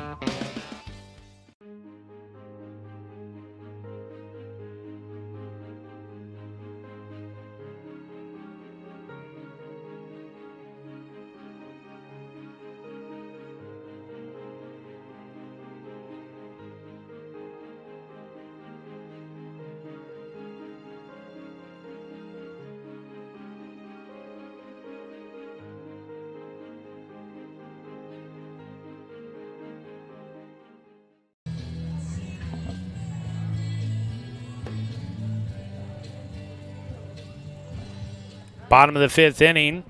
Today's ball game brought to you by Bowers Industrial, a proud supporter of our local community and youth sports. We'll take a look at our D.R. Johnson Lumber Company scoreboard update here this half inning. Get you caught up with all the numbers in this one. Doc Stewart's, the big ones, they trail 2-0 as Jackie Kolakowski will deliver and misses low on the first offering to the 7-hitter Taj Flora, who will stand in for a second time. Flora struck out looking on a full count pitch he thought was going to be ball 4.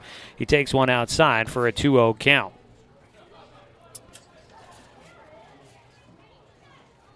Bottom of the 5th, a 9-inning ball game, so we've hit the midway point here. And what has been a decent pitcher's duel going. Flora squares to bunt again. He takes on the 2-0 pitch.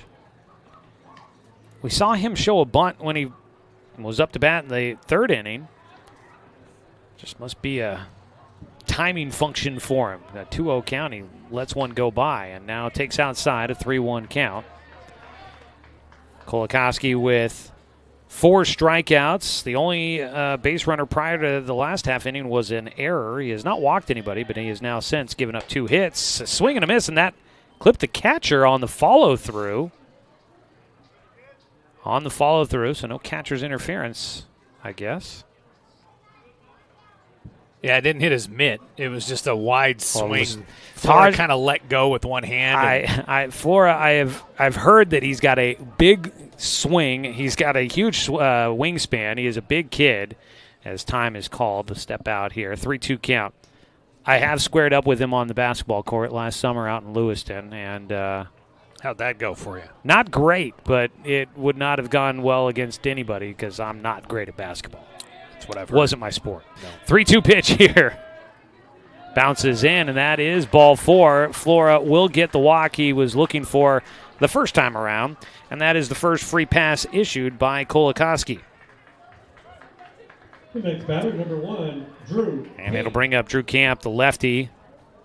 Well, we see if the Docs go to a little bit of small ball here. Coach Tim Cair in his first year leading the program Roseburg Indians, where he's an assistant coach under longtime coach Troy Thompson. The Indians known to play a little bit of small ball, and it looks like that's going to keep going. It gets down third base side, bobbled a bit, throw to first in time, looking to take 2 bags. Smart baseball there for Taj Flora. He'll get to third as the third baseman, Jack Jacobson, came charging in to get the ball. He bobbled it, and nobody behind him covering the bag, and maybe because of his delay on getting rid of the ball, he had no chance to get back to even cover the bag, and no one helped him out, and Flora, smart play. Well, it's part of the play. If you execute that right and the third baseman abandons third, then you wheel that guy at second base. I mean, the runner knows if the ball gets down to check a look at third. If the shortstop's not paying attention, you got third base. First pitch swinging away, a chopper, the run coming home, throw goes to first. It's an RBI ground out for Ty Hellenthal. And that's good baseball, folks. That was aggressive, and it paid off. So the Doc Stewarts manufacture a run here in the 5th, and they get back within 1. It's 2-1 our score, 2 down. And the Doc Stewarts will get to celebrate in the dugout. RBI for Hellenthal. Picks up the first RBI of the day for the Doc Stewarts. RBIs are brought to you by Umpqua Bank. As Paxton Burke will take low and inside for ball 1. Speaking of, we talked about the alumni game earlier. This might have been before you got here or as you were arriving. Cody Johnson and Caden Johnson joining their brother Jake, who's on the team this year. Ground ball up the middle will get through for Paxton Burke. He's got a hit in his third at-bat. And that's the third hit in the game for the Doc Stewarts. Well, it was cool to see family members getting to play off in the alumni game last night. I asked Jamie Burke if he was out there on the field. His oldest son, Parker, was out there as an alumni, taking on Paxton, one of his middle son, I believe. I don't know actually how many he has, but I know he's got Payson, who's on the Pepsi bottle caps right now. So he's hoping next year he's got a target date of next year's alumni game. He wants to be out there and have four Burks out there in the alumni game. On one field at one time. That is terrifying. That's a lot. 1-0 count as Paxton Burke is at first base after his 2-out single. The alumni game is a lot of fun. They let me umpire one time. They let me bat last year. Oh, really? Yeah, I did. I drew a walk. It was great. 2-0 count right now for Logan Anderson. He takes a strike. Isn't it nice when they treat you like you have some sort of athleticism or something? I mean, you talk your way into something like that, and then you're out there and you're like, how in the world did I get here? Well, Dan Bachmeier's behind the plate right now. Don't let this sway your opinion of him as an umpire. As a ground ball chopper to third. A play across will get Logan Anderson for the final out. That'll wrap things up in the 5th inning. But the Docs do get on the board. Dan Bachmeier behind the plate, he gave me some grace. I should have been backpicked at second base because I was lollygagging out there, but he called me safe, and none of the players agreed with that. You lollygagging? Yeah, I know. No. Head to the top of the 6th inning. It's 2-1. Docs on the board for the first time tonight, and they draw within 1 against the Expos. We'll be back after this 60-second timeout on 541radio.com and on the Score, 92.3 FM and 1490 AM. To expand your portfolio? Consolidate your investments with Palm Wealth Management. Our trusted team makes it easy to diversify and track your investments. Let Palm Wealth Management coordinate your financial strategy. Call Palm Wealth Management today. Hundreds of years before county boundaries were drawn, the Cow Creek Umpqua tribe lived on southern Oregon lands. The Cow Creek were known then for their sense of community. They still are. Today, the success of their world-class casino resort and other Cow Creek businesses benefit our communities. The Cow Creek Foundation has given over $20 million to Southern Oregon charities. The Cow Creek Umpqua Tribe, a Southern Oregon tribe and a giving people. Brook Communications radio stations have joined forces with the News Review and Lotus Web Services, announcing the Lotus Media Group, a multimedia enterprise. Web, broadcast, print. Make it happen with Lotus Media Group, LLC.com.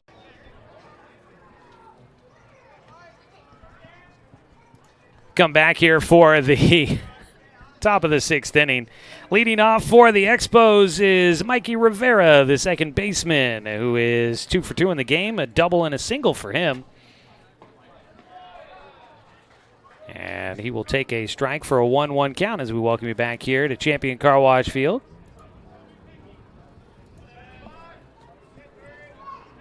How about Danner Wirtz, man? He's kind of hung in there. The whole team, the Docs have been fighting. There's been lots of traffic for the Expos, and they're in a 2-1 game. Just a bit low on the 1-1 offering for Rivera. 2 balls and a strike as we get back into things here. We'll take a look at your your D.R. Johnson Lumber Company scoreboard update here in this 6th inning. A 2-1 pitch bounces outside. 3-1 count. 2 runs on 5 hits and 1 error so far in this one for the Expos. For the Doc Stewarts, 1 run on 3 hits, no errors through 5 innings of play. The 3-1 from Wirtz. Bounced in. It will get away from Hellenthal. Couldn't find it at first, but Rivera just trots on down to first base, not looking to do anything extra. First walk for Wirtz. So that'll bring up Bryce Alcantara. Twice on the ground to second base. So the Docs have a plan maybe to stick with, try to throw the same stuff at him this time and get one to roll over to second base. He did it to get 2 in the 3rd inning. He's going to pop one up instead. Not very deep going out. Burke, the shortstop, is there to make the grab. Up the middle, this time in the air for Alcantara. But that works too. Get 1, and now you've got that double play option up the middle still there for you. Alcantara flies out. It's the cleanup hitter, Matty Haig, that will dig in. He's 0 for 2 as well. Number 18, Matty Haig. We're waiting on the batter. Haig is the catcher, so he's ditching the shin guards so that he can put on the smaller shin guard as he gets ready to dig in. Left-handed batter.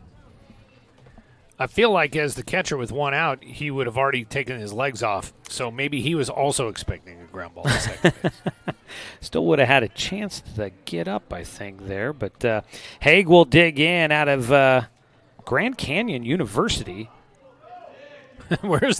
We need the Major League Baseball and college baseball timer clock. And I think his own fans hounding him a little bit to get into the box here.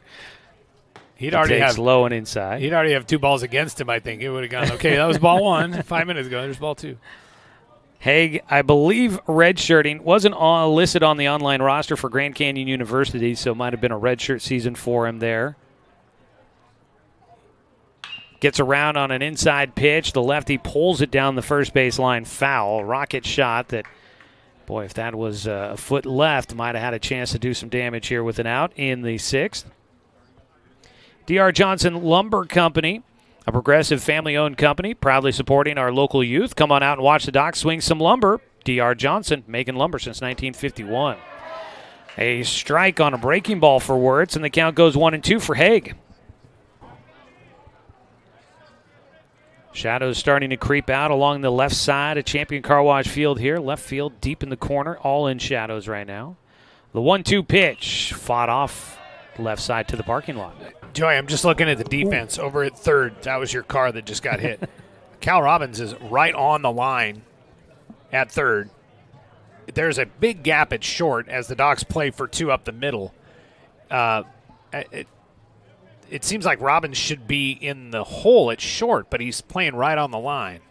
The 1-2 inside may also be partly with how they plan to pitch against Haig here. Expecting the inside pitches, maybe he's going to be yanking it down that right field line. And it could be, no doubt. I'm not saying he's out of position. It's interesting that that's where they have him. Yeah. And I have a theory why, maybe.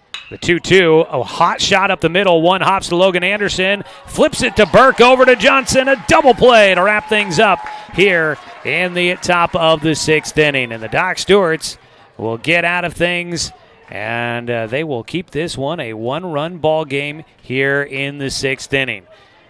We can explore the baseball mind of the one, Brian Prouts, when we come back. A 4-6-3 double play, second twin killing of the day for the Doc Stewarts.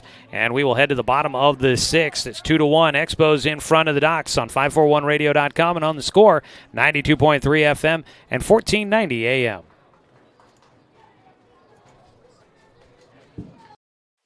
Hey there, sports fans. Thanks for watching this local sporting event online at 541radio.com. Did you know there's more than one way to watch games online? You can watch games on your laptop or desktop computer, your tablet, or even your smartphone just by going to 541radio.com. But we also use YouTube to stream all of our video broadcasts, which means you could be watching this game on your big screen TV with a number of different streaming devices. You can stream our live YouTube broadcast through your PlayStation or Xbox gaming device, or through streaming devices like Google Chromecast, Apple TV, or Roku. There's plenty of ways to follow this live local sporting event. Plus, you can find past events archived on 1490 The Score's YouTube channel. Find us on YouTube and subscribe today to keep up with the latest in local sports coverage.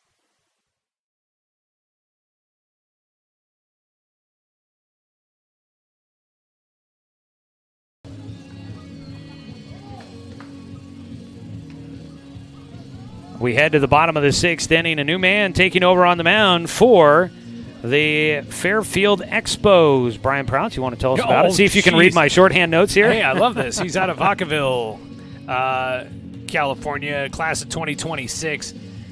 13 games so far.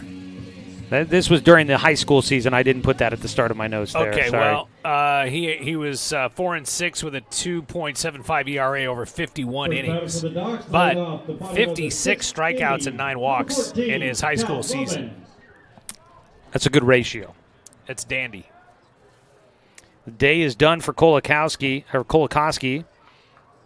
We'll get you his numbers here in a moment as we get the new pitcher ready to go. As far as I know, that we didn't seem to notice any other defensive changes, but we'll take a look around. The first pitch from the new man West is high and inside to Cal Robbins, who leads things off. Cal Robbins is 1 for 2 today, had a single, had the first hit of the game for the Doc Stewarts back in the 4th inning. The 1-0 pitch. Cal will take a breaking ball for a strike. The first hit always brought to you by MSK True Value. Make sure your summer projects are a hit with a stop by the MSK family of stores in Myrtle Creek and Tri-City. A 1-1 delivery from West, a right-hander. Misses high and inside. Those guys have any insight? No other defensive changes according to the Brain Trust up here in the booth. Gotcha. Okay. 2 balls and a strike with nobody out and nobody on. Leading things off here in the 6th inning. Doc's trailing by a run, looking to try and get back into this one after going behind 2-0 after the first 3. They got one back in the 5th inning. And they've got the heart of their order coming up here. 3-1 count to Cal Robbins. Fights off the 3-1 pitch. That was the pitch. Yeah, just in on the hands. That was Cal was all over that. He timed it so perfectly, just missed it. 3-2 pitch coming up here for the new man on the mound, Dallas West. The big right-hander will work out of the windup, and he misses high and inside for ball 4. Good at bat. Pitching changes this season are brought to you by Overhead Door Company of Roseburg. If your garage doors are broken or just need updating, make the call to the Overhead Door Company of Roseburg for a change. They also provide full-service repairs. Visit overheaddoor.com. So we got a man on with nobody out after a leadoff walk to Cal Robbins. It brings up Daniel Withers, the cleanup hitter, 0 for 2. Both at-bats against Kolakowski. Squares to bunt and has to duck out of the way. Lucky to not wear that one. He's got a 1-0 count. Jackson Kolakowski exits after 5 innings in a 9-inning ballgame, so he's in line to get the win if the score can stay in favor of the Expos. Allowed 1 run on 3 hits over 5 innings, 1 walk and 4 strikeouts. Withers fouls one back. That was a good swing, too. I love how he started the at-bat with the bunt because of the play earlier where Taj Floro went around from first to third on a sac bunt by Drew Camp. So the Docs are in the Expos' minds. Defensively, Fairfield knows Roseburg will be very aggressive. 1-1 pitch, showing the bunt again. Puts it down in front of the home plate. A throw is wide of the bag at first, and they do cover third base this time. The shortstop makes a late adjustment to make sure somebody's home. Cal Robbins gets to second, as on safely is Daniel Withers. That should be a bunt base hit. That's what I would say. Nice backspin. It looked like a J.J. Spawn chip up onto the green at Oakmont. It came back to the catcher, or I think third base. Did Jacobson? Yeah, it was the third baseman that ended up fielding it. But all that movement on the field, it was the second baseman, Rivera, that was chasing to make sure Cal Robbins didn't go to third. There was a lot happening on the field, and it benefited the Docs. Now they'll square to bunt again. Jake Johnson trying to lay one down, fouls it off for strike one. This is, get a walk to Cal Robbins, then you've got your cleanup hitter and now your 5-hitter, all looking to lay down bunts here. Heart of the order, trying to play some small balls. The Docs trail by a run in the 6th inning in this 9-inning ball game. Docs trying to get their first win of the season. They're the only team without a win in Area 4 at the moment. Still very early in this season. 0-1 pitch, and the infield playing in, expecting maybe another bunt attempt from Johnson, and the time called. The Docs have Fairfield right where they want him right now. Brad Hansen and Fairfield, they got a lot on their mind. You got 2 runners on. The bunt situation over here, a lot of pressure on the third baseman right now, Jack Jacobson. The chess game continues. Yes. The 0-1 pitch here for Johnson, and they pick off to second, and in safely is Cal Robbins. That was close. Just a bit. That was close. Nice rotation play there. The shortstop, Perrin, was running to third. Jack Jacobson, the third baseman, was crashing if there was going to be a bunt, and that kind of probably caught Cal's eye at second base. He almost got picked. The 0-1, Johnson does square. They start crashing from third. He looks to try and slap, and he'll take high for ball 1. Here is a replay of that play there at second base on that back pick. It started too early. Let's jump it. There we go. And we're going to have to cut out of it. I'll get it fired up here. That is so fancy. Foul back for strike 2. So, all right, here we try it again. Throw there.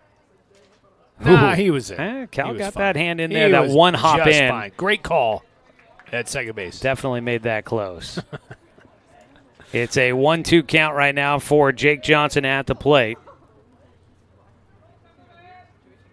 Grounds one towards short, and it rolls up the arm for Perrin. He'll throw to first. It skips in. A nice grab by Alcantara at first. That'll get Jake Johnson. But because of the bobble at short by Perrin, it took away that option at the double play, and now runners at second and third for the Doc Stewarts. Pretty nice little recovery there by Perrin. That could have been everybody safe everywhere. Obviously, very athletic young man makes basically a standing throw across the infield without any legs, all arm to get the out. First base open with 1 out. Dane St. Clair 0 for 2, grounded to first his last time. He takes high and away. The lefty looking to try and drive in the game-tying run from third, maybe the go-ahead run from second. Doc Stewart's trailing 2-1 here in the bottom of the 6th inning. On the mound is the new man into the game, Dallas West, the right-hander taking over here in this 6th inning as they look back to second and a throw, but not right there. More stuff going on now. So the throw to second. At third is Cal Robbins. They're just begging him to break for home.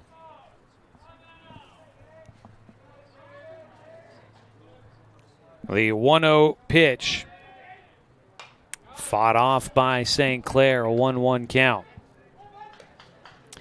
Taking a look at Area 4 right now, Eugene was 8-0 at the tops, Medford 7-0, Grants Pass 5-0-2, Redmond was 1-2, and then the Docs 0-3. No Klamath Falls this year. They're playing single-A baseball with a young squad. There's a pitch outside, 2 balls and a strike. Action today, the challengers are in Lewiston taking on the Lewis-Clark Twins. Grants Pass and Medford squaring off in a league doubleheader today, and Redmond's in Omaha, Nebraska, not at the College World Series. Ball popped up, shallow center field. Will it be enough? Tagging at third, Cal Robbins shows but will not go all the way. That's the right decision. Yeah. Throw went all the way to the plate, and Haig was able to keep it right there in the glove. Would have had a chance to tag, and a pretty good chance on Cal Robbins. Yeah, just a bluff at third base by Robbins just to make sure the throw comes in because you never know. Might skip away. So with that, there's 2 down. Doc's a scoring opportunity, hoping not to waste it. Taj Flora will dig in. He drew a walk in the 5th and came around to score the first run of the game for the Docs on an RBI ground out by Ty Hellenthal. Now he's looking to try and drive in a run. Takes a breaking ball on the inside corner for strike one. Our live video coverage here is brought to you by the Cow Creek Tribe. West trying to get through this sixth inning with the lead intact. The 0-1 and an inside pitch twisted Flora all up.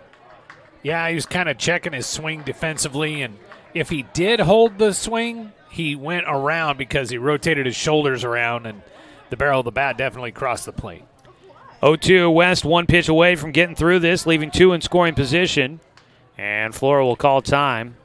Taj Flora, over the weekend in that All-Star Series, Coach Dave York of the Umpqua Valley Christian Monarchs was one of the coaches for the Gold All-Stars. Taj on that team.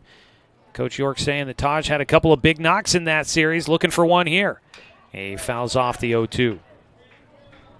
I like the way something really simple there. This is such an important at-bat. Taj called timeout, kind of got himself settled, fouled one off. Maybe he'll get something he can drive.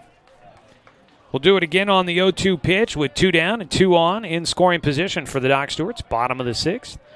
The 0-2 pitch, high and away. Looking to try and change the eye level of the hitter a little bit there for West. He'd come inside on a couple of pitches to Flora. Goes high and away. Where do they go here? They 1-2. And it beans him. This time the breaking ball can't get it out of the way. That is an awesome at-bat. I mean, it's not going to show up much in the book, but I'm telling you, he was 0-2 on a weird check swing, called timeout, kind of got settled, fouled one off, took a gopher ball high and outside, and then wears one and gets on. Always hurts the pitcher to give up a hit by pitch with 2 strikes against a guy. Now Drew Camp looking to try and make it pay. Swings through on the first opportunity. Drew was named the most outstanding player for the Gold Team in that All-Star Series here at Champion Car Wash Field over the weekend. Congratulations to him. The 0-1 pitch, fouled off. 2 fastballs. West is definitely challenging the 8-hitter here in camp. Drew Camp was named the Far West League Player of the Year for South Umpqua High School during his senior season with Coach Steve Stebbins down there at South Umpqua. He's looking to come up with a big-time play for the Doc Stewarts here as they seek that first win of the year. In the bottom of the 6th in a 9-inning ball game, scoring opportunity, bases loaded with 2 down. The 0-2 pitch. Outside. Good take. Tough one. That was not a pitch that missed by much. Carries outside, and the Expos dugout was expecting a strike 3 call. The 1-2. West delivers. Ground ball right side to a knee. Up with it. The throw to first by Rivera will finish things off here in the 6th. Scoring opportunity squashed by the Expos as the Doc Stewarts get no runs on 1 hit. There were no errors and 3 men left on base. We're through 6 innings. We head to the final third in this 9-inning contest. It's a 2-1 lead. The Expos in front of the Doc Stewarts here on 541radio.com and on the Score, 92.3 FM and 1490 AM. Johnson Lumber Company, a forward-thinking family company, has been operating in the Douglas County community for over 60 years. Founded by Don R. Johnson, the man who set the tone of commitment to these local communities by providing stable, long-term employment. D.R. Johnson Lumber Company understands the significance of investing in our youth because they are the foundation of our future. That's why they're a proud supporter of Roseburg Doc Stewarts. Come watch the Docs swing some lumber with D.R. Johnson Lumber Company. Go Docs! Brook Communications radio stations have joined forces with the News Review and Lotus Web Services, announcing the Lotus Media Group, a multimedia enterprise. Web, broadcast, print. Make it happen with Lotus Media Group, LLC.com. Financial security allows you the freedom to take stock of what's important and build lasting bonds. We share your goals. Trust Palm Wealth Management to consolidate your investments and generate income for those who need you most. Call Palm Wealth Management today. 20, Seth Jayden.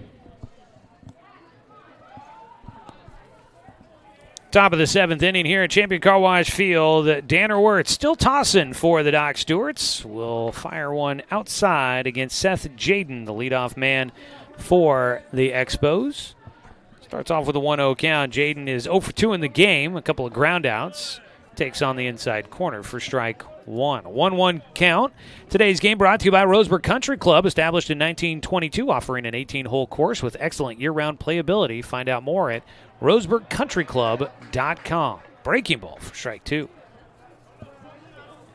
Ground out to the pitcher and a ground out to short for Jaden today out of the 5-hole. The 1-2.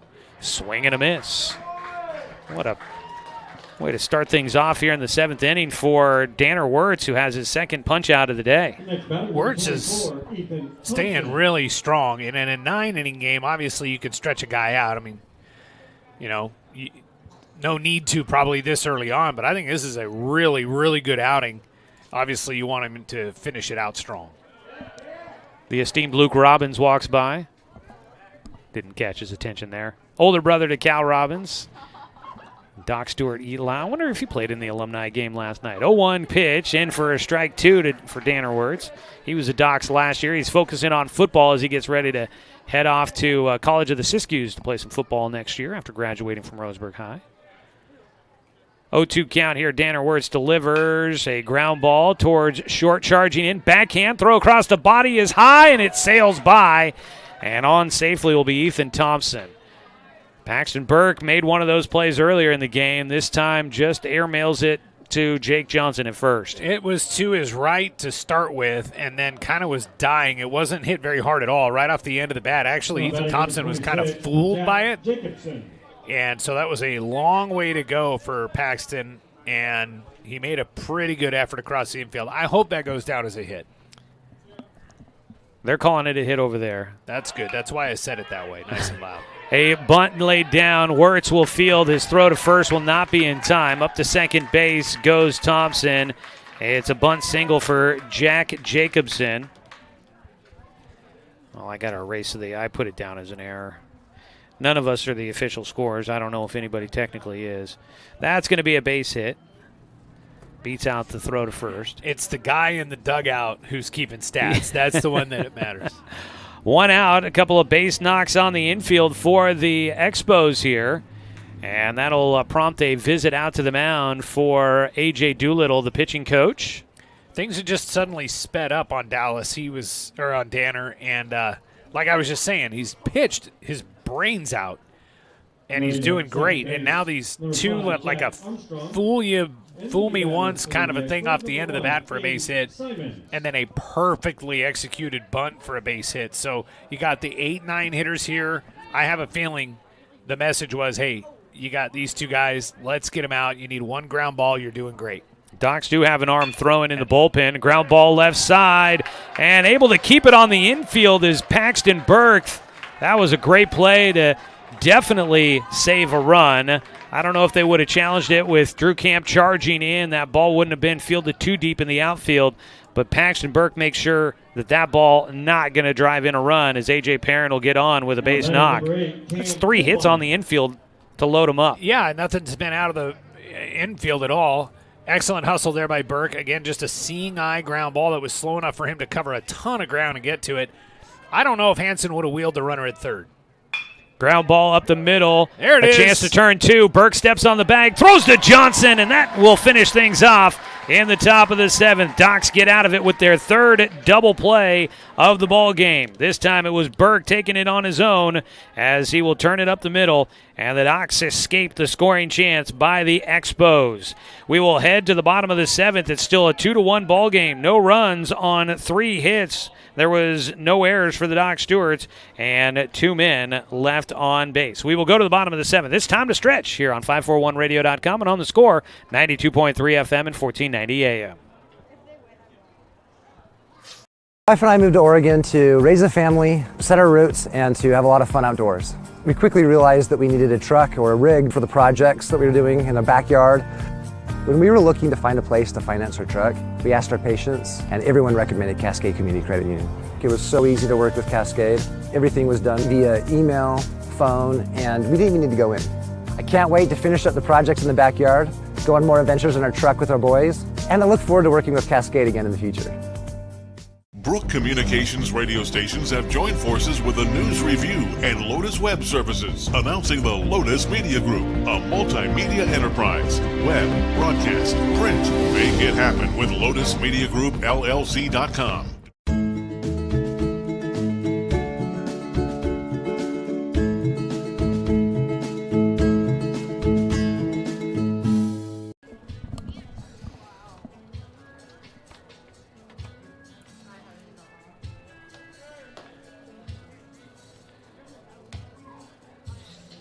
Defensive change coming up here. We get a call to the pin brought to you by Overhead Door Company of Roseburg. If your garage doors are broken or just need updating, make the call to the Overhead Door Company of Roseburg for a change.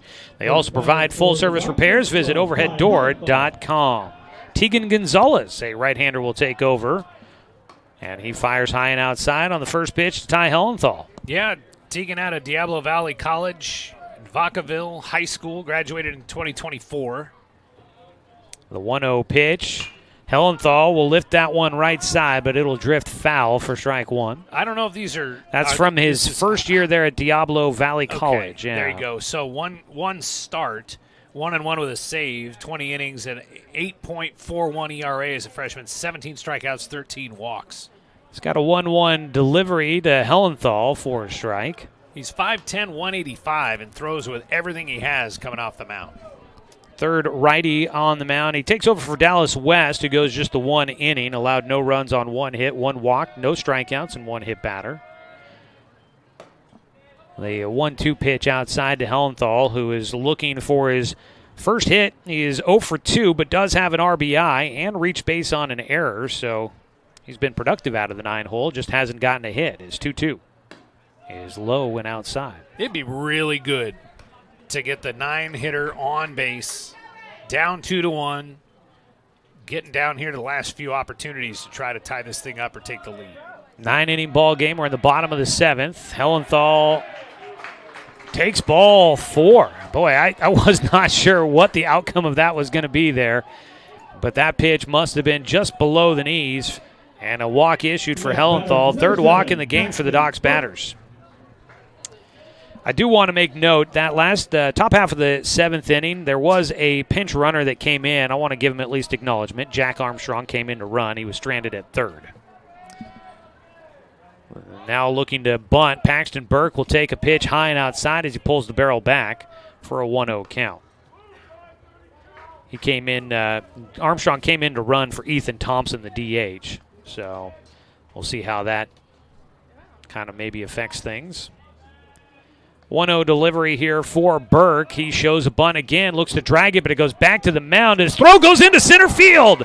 Turning, and Hellenthal is going to go back to the bag as the throw comes in. Trying to rifle it there. The center fielder, Noah Rada, skipped it in, and Rivera does a nice job making sure that ball didn't get by again. So what are you going to do with that? Sack, fielder's choice, E1? Is that how that's going to go? I think you could convince me that that's the way it should go. I mean, 2 runners on, that much I know, and up to bat will be Logan Anderson. Did Paxton bunt, or did he swing and just a No, he bunted. Okay. He was trying to drag bunt that one for a sacrifice, and now we get a visit out to the mound for the catcher, Matty Haig. Boy, did the pitcher really uncork that thing into center field. No chance for the runner at second in Hellenthal to advance. Such a hard throw for the pitcher to make. I think there needs to be an error on the play, though, somewhere. Sack fielder's choice, E1. But I mean, again, I think you could convince me that would be the ruling. Well, that's what I'm trying to do. Squaring to bunt here, Anderson takes low, a 1-0 count for the 2-hitter in the lineup for the Docs as they have the game tying run in scoring position for a second consecutive inning. Here's what we know. 2 on, nobody out. That is correct. Without a base hit. Logan Anderson up to bat. He is without a base hit, 0 for 3, looking to try and do something productive, and he takes outside for a 2-0 count. The new man, Gonzalez, facing a tough situation early on in his outing. Docs trying to make up for a loss against this Fairfield team in the Coach K tournament last year, a 6-1 loss against them. These teams have met every year for the last handful of seasons. 2-0 pitch. Anderson this time takes ball 3. Well, we can watch on the replay and see where that pitch missed here. The replay by the YouTube stream that's about 60 seconds behind live action. Oh, is that how that works? Yeah, there you go. You can see. It was a little low. It tailed at the end. 3-0 pitch, playing in on the grass, the first baseman, Alcantara, and the 3-0 pitch is called strike 1. Anderson was ready to toss the bat away. A walk to Hellenthal, then an attempt at a sac bunt for Paxton Burke.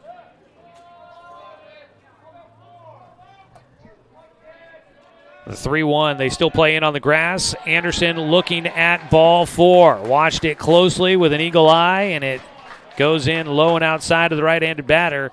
And that is 2 walks issued for Gonzalez here in the 7th inning. And the Docs have the bases loaded with nobody out. Game-tying run 90 feet from home. Go-ahead run at second base. So they were the infield started to come in like they were going to play tight, and the coaching staff moved them back. So in at third base, but the rest of the defense is playing for a double play and playing back. Nobody out. Up to bat, the heart of the order, and a ball down the right field side will send them scattering in the bullpen as it hooks into foul territory for strike 1 against Cal Robbins. Heart of the lineup brought to you by Floors by Design. Flooring is at the heart of every home, and Floors by Design is the premier location in Douglas County, offering the latest and greatest from the industry's leading manufacturers. Visit roseburgflooring.com for more information. The heart of the lineup, the 3-hitter, Cal Robbins at the plate. He is 1 for 2 today with a walk his last time up, and that's going to prompt a visit out to the mound for manager Brad Hansen. And he's got the lineup card in his hand here, which makes me think that maybe they might look at something. There is an arm throwing down in the bullpen. You might just want to slow Gonzalez down here a little bit. Kind of talks a little bit of strategy. This is a key moment in the game. A guy throwing in the bullpen is a right-hander, but that's about as much as I can tell you. And the bleachers obscuring the view. Yeah, I didn't think he was going to lift him by any means. I think that was a team defense conversation. I'll tell you, though, one thing I can notice about Brad Hansen, and he's been doing these games now, I guess, for 50 years, not for the Expos necessarily. Well, I think all the years for the Expos, but he is much faster than he was back when in the day, about 15 years ago. 0-1 pitch, misses low and outside, a 1-1 count to Robbins. He could move off the mound like that. Well, if the team is as old as I am, he hasn't been doing 50 years of coaching with the Expos. Right, I was doing that math. He's getting close. Not too close, though. 1-1 pitch. Cal gets underneath it. This has a chance to tie it up. That ball well struck. It's deep out into left center. Running underneath it is Rada. He'll send it in. Is coming in to score the game-tying run, and the Docs knotted up as Hellenthal scores on the sac fly by Cal Robbins. I'm so happy Cal got a ball he could drive because you could just tell he's like a starving man at the plate and wanted to hit something really hard, and he just did it right there. The wind blew that ball toward Rada in center field. There was a huge gap out there, and if Cal had gotten any topspin at all on that thing, it would have still been rolling to the wall, and Joey'd be yelling, and coach's arms would be swinging, and there'd be confetti, and everything would be happening. Well, 1 out and a run in for the Doc Stewarts. We're tied at 2, and here comes the second visit to the mound for Brad Hansen, and we will get a call to the pen, brought to you by Overhead Door Company of Roseburg. New man coming out to take over for the Expos. It's a whole new ball game. 2-2. Docs tie it up here in the bottom of the 7th. We'll take a 1-minute timeout and get you all the details on the pitching change here on 541radio.com and on the Score, 92.3 FM and 1490 AM. Turn your home into your dream sanctuary with help from Douglas County Farmers Co-op. For over 100 years, we've carried everything you need to keep your garden and crops green and growing, including a large selection of soil mixes, composts, fertilizers, and other soil amendments. You'll also find stones, boulders, gravel, and more to add structure and diversity to your yard. Stop by or shop at DouglasCountyFarmersCoop.com.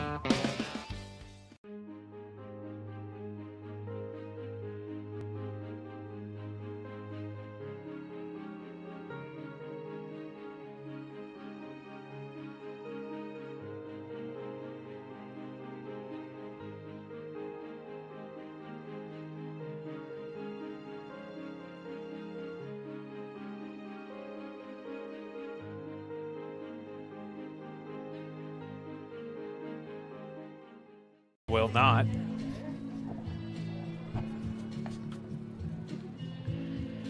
Taking over for the Expos is Brandon Morgan.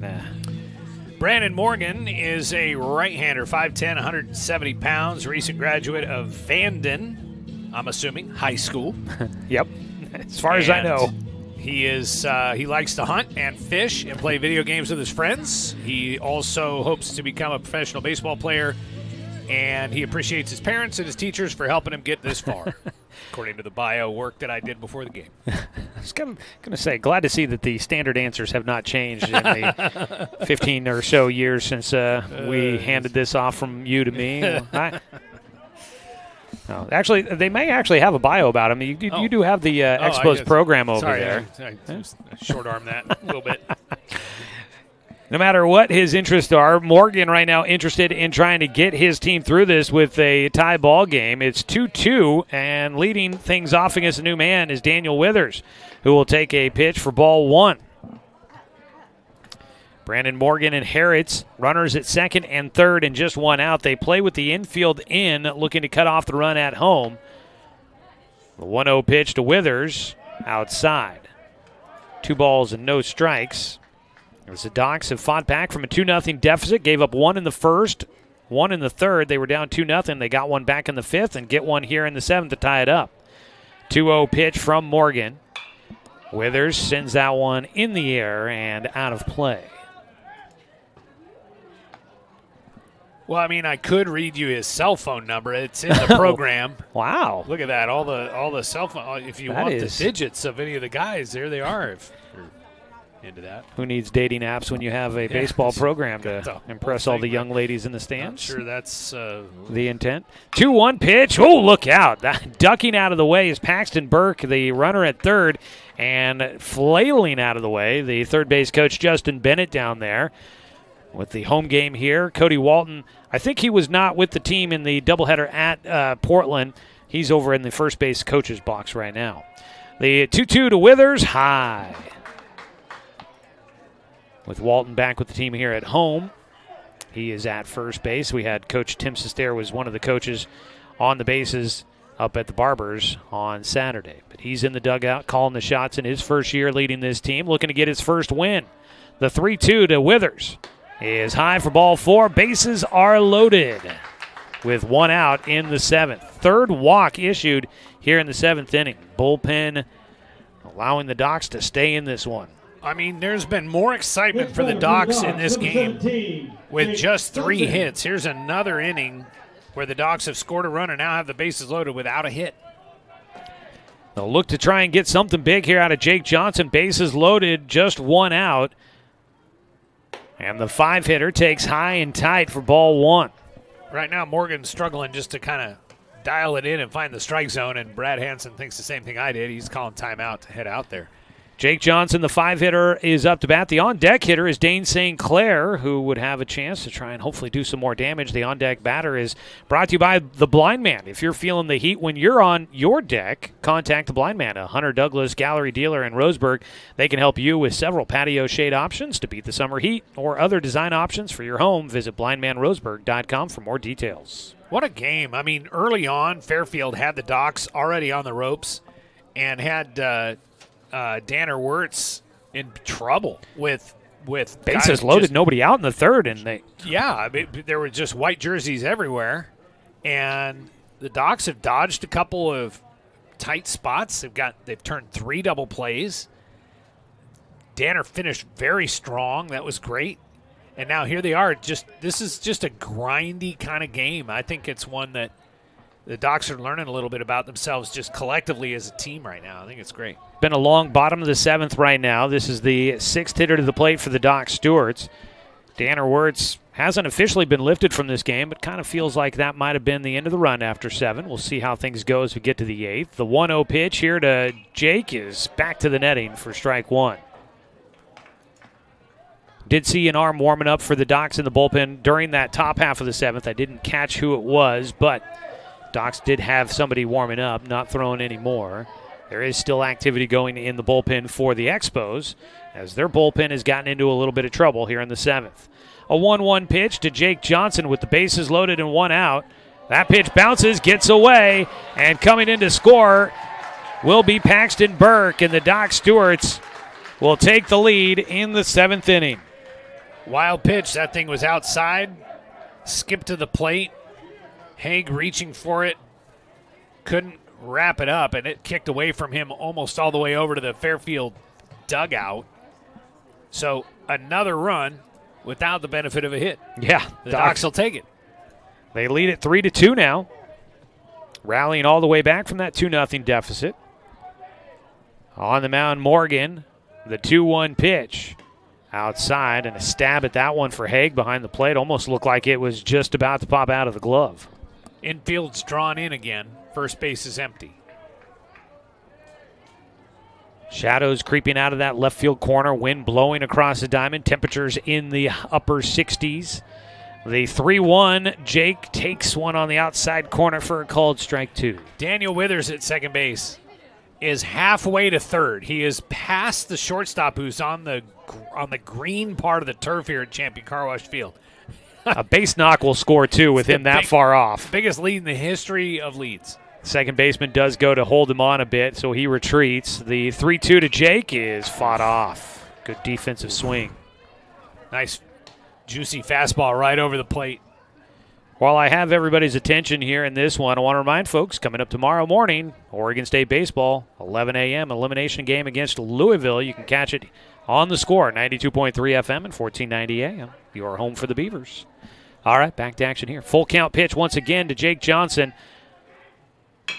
Chops one off the plate. A high hop to the shortstop. Tough play to first. Gets it there in time, but it'll score another. And the Docs make it 4-2. That Baltimore chop off the plate will send one home for the Doc Stewarts. This turf so springy. That play happens so often now. It's just so tough. I think it chopped off the plate. I think it actually hits the plate. That one did, yes. But that happens so many times with this. Well, that ball hung in the air a long time for A.J. Perrin to have to wait for it. And that will bring in the run. Docs now lead at 4-2. On to third base is Daniel Withers as Dane St. Clair swings through the first pitch for strike 1.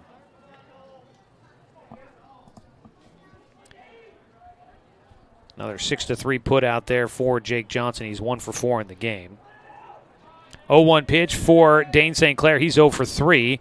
Looking to get a 2-out base knock to score 1. He'll ground one, a little roller up the middle, and it's off the end of the glove for the second baseman, Rivera. Couldn't field it cleanly. St. Clair's on, and another run does come into the score, and the Docs have put up a big number here in the 7th, and they lead this one by 3. I think E4 and no RBI, but it doesn't matter. That was a slow roller. I knew off the bat that was going to be trouble. And Micah Rivera went over the ball, tried to scoop it in one motion, and the ball was just sitting there on the turf after he went past. So that'll bring in another run on safely as St. Clair. And now Taj Flora. That one kicks off the heel of the pitcher, and it's going to stay on the infield, and everyone will be safe. And Taj will get on. That'll be a base hit. That's a base hit. And that, I have that down as the first base hit in the inning. Yes, walk, fielder's choice, walk, sac fly RBI, walk, ground out RBI, E4 single. Morgan kind of nonchalantly stepped out of the way of that ball, but he didn't move his foot fast enough, and it caught his heel. So skyrocketed on the infield, did not get away. It landed just behind the mound. It was 5 feet away from the rubber. Didn't go far, but it was good enough to get Taj Flora on base for a third time today. He is 1 for 2, been hit by a pitch and walked. Up to bat now, Drew Camp is the 9th hitter to the plate for the Doc Stewarts. Fouled off the first pitch, has an 0-1 count. Morgan delivers, and that ball down the line into foul territory. So close. Docs moving on contact. That could have been another 2 on the board. Already 4 have come in here in the 7th inning for the Docs. They lead it now 5-2 after starting out the frame, trailing 2-1. 2 down. Docs trying to bat through the order. Ty Hellenthal waits on deck. He walked to start out this frame and scored what feels like ages ago. 0-2 count for Drew Camp. Brandon Morgan is the second pitcher used here in this 7th inning. The 0-2 pitch, strike 3 called. And Camp watches it go by. That will wrap up things in the bottom of the 7th, but the Doc Stewarts strike and take the lead as they score 4 runs on 1 hit. There were 2 errors, and you had 2 runners left on base. What an inning, and the Docs now leading this one. We'll see if they can close it out. They've got 6 outs left to get as we head to the top of the 8th on 541radio.com and on the Score, 92.3 FM and 1490 AM. To expand your portfolio? Consolidate your investments with Palm Wealth Management. Our trusted team makes it easy to diversify and track your investments. Let Palm Wealth Management coordinate your financial strategy. Call Palm Wealth Management today. Hundreds of years before county boundaries were drawn, the Cow Creek Umpqua tribe lived on Southern Oregon lands. The Cow Creek were known then for their sense of community. They still are. Today, the success of their world-class casino resort and other Cow Creek businesses benefit our communities. The Cow Creek Foundation has given over $20 million to Southern Oregon charities. The Cow Creek Umpqua Tribe, a Southern Oregon tribe and a giving people. Brook Communications radio stations have joined forces with the News Review and Lotus Web Services, announcing the Lotus Media Group, a multimedia enterprise. Web, broadcast, print. Make it happen with Lotus Media Group, LLC.com.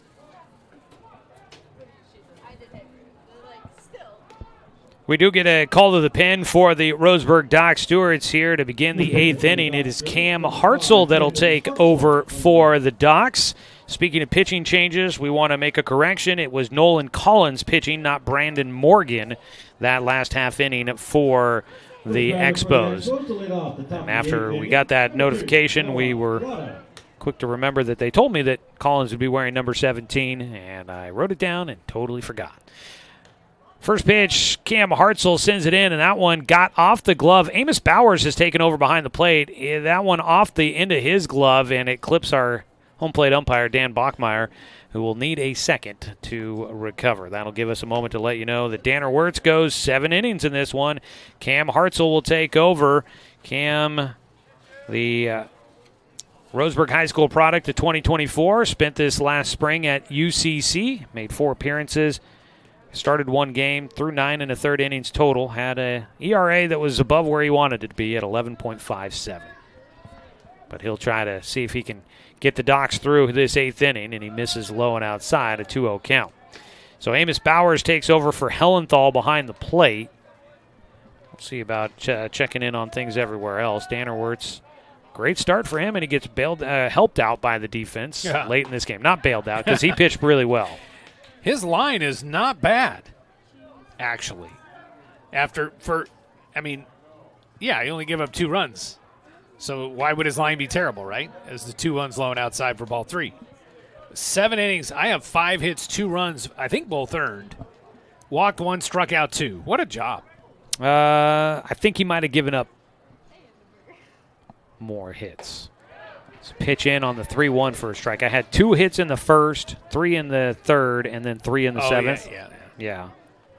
Scoreboard didn't catch up to us either there, but the 3-2 pitch, strike 3. Hartzell gets it across.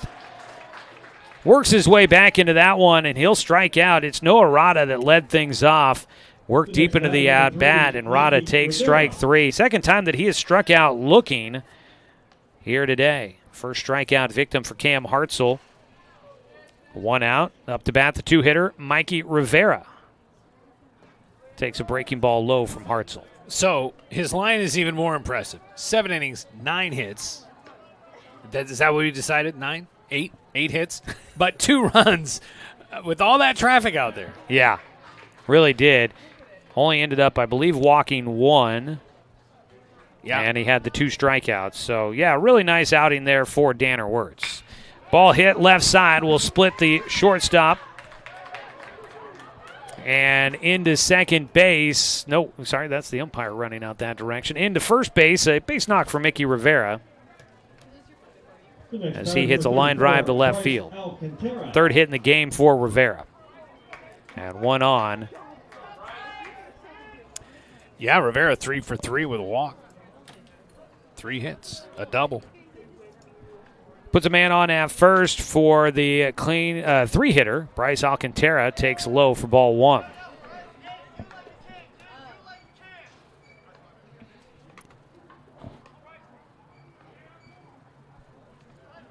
Hartzell's 1-0 pitch. That one popped up, could be playable. Bowers will make the catch just down the third base line by a couple of steps. The catcher gets underneath it, 2 down. Nice job there by Bowers, shedding the mask and getting underneath not a super high fly ball, so not a lot of time to get to that one. Yeah, well done. Shed the mask, find the ball, push the umpire, make the out. 2 away with a runner on at first after the 1-out single by Rivera. And now Matty Haig, the catcher, 0 for 3, grounded into a double play his last time, takes strike 1. I'm not saying he actually pushed the umpire, folks. He would have if he had to. 0-1 for Hartzell. Is outside, a 1-1 count. Cam Hartzell did throw in Game 2 on Saturday against the Barbers. Went 2 1/3, no runs, no hits, no walks, and 1 strikeout.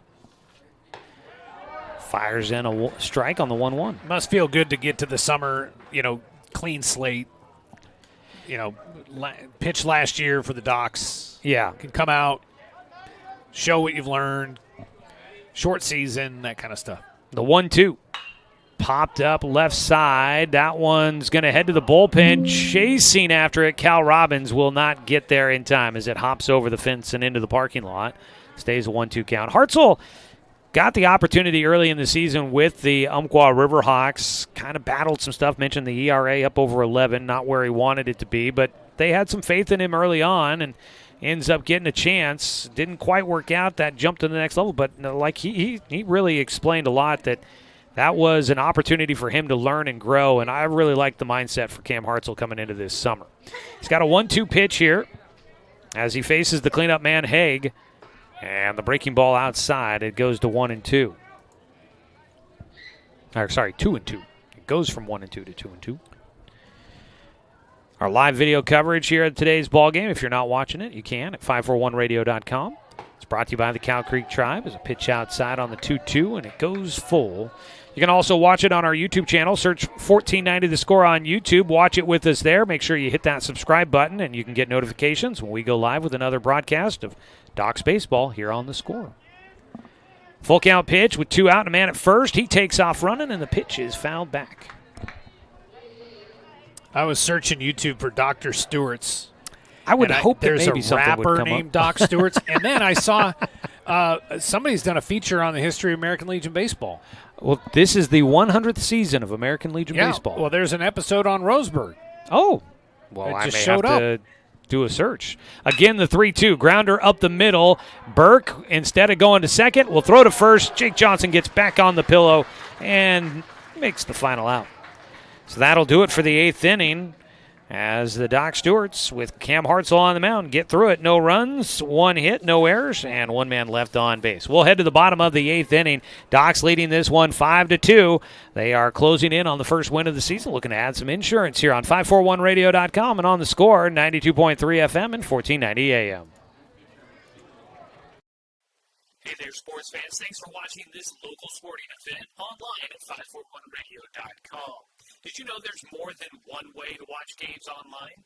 You can watch games on your laptop or desktop computer, your tablet, or even your smartphone just by going to 541radio.com. But we also use YouTube to stream all of our video broadcasts, which means you could be watching this game on your big screen TV with a number of different streaming devices.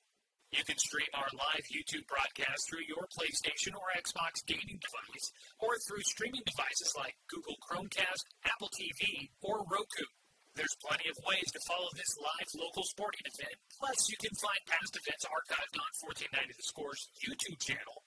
Find us on YouTube and subscribe today to keep up with the latest in local sports coverage.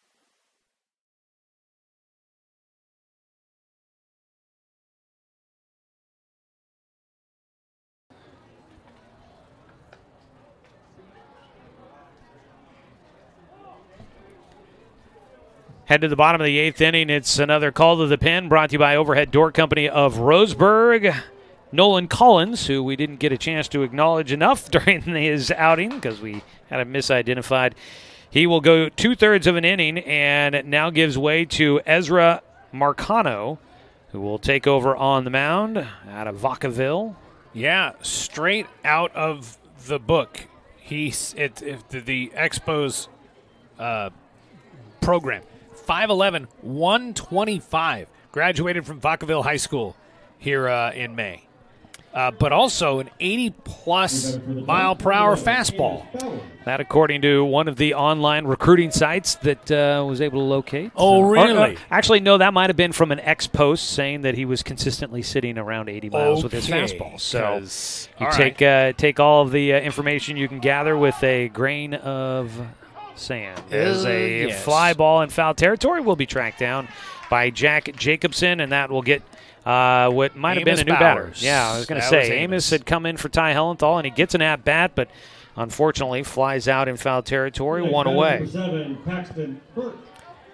That'll send us back to the top. Burke is back up. He is 1 for 3 today. Had a sack bunt fielder's choice is what we ended up ruling his last time up. There were 3 notes on that. Sack bunt, fielder's choice, E1. Was that play? Yeah, that was the play. That was the play. Yeah. Mm-hmm. He would eventually come around to score on a wild pitch. And that run ended up giving the Docs the lead at 3-2. They would add 2 more in the 7th inning and lead it now 5-2 as we're in the bottom of the 8th. Behind the plate, the catcher needing a moment. That is still Matty Haig back there. Catching for in his eye there. The Expos. 1-0 pitch from the lefty. That ball down the left field line. That is a fair ball, and it's rolling into the corner. Burke will head around for second, and he is in, standing up, takes a big turn, but will head back to the bag, dives in, and he's got a 1-out double, hitting as a righty. The switch hitter now facing the lefty, drills that one down the line into the corner, and it's a 1-out double for the Doc Stewarts. He turned on that and really put some mustard on it, and when it bounced, it had some top spin and was headed into that corner. It was a long run for a Holbein out there in left field. Burke also had big eyes, was thinking about third base, and definitely made a smart move to hustle back to second. Here comes that was the leadoff man at the top of the order. Logan Anderson, the 2-hitter, now bats. He is 0 for 3, drew a walk his last time up, takes in the dirt for ball 1.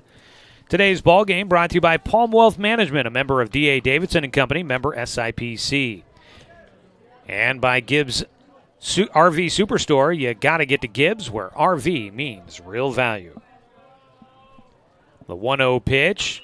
That ball popped up right side and out of play.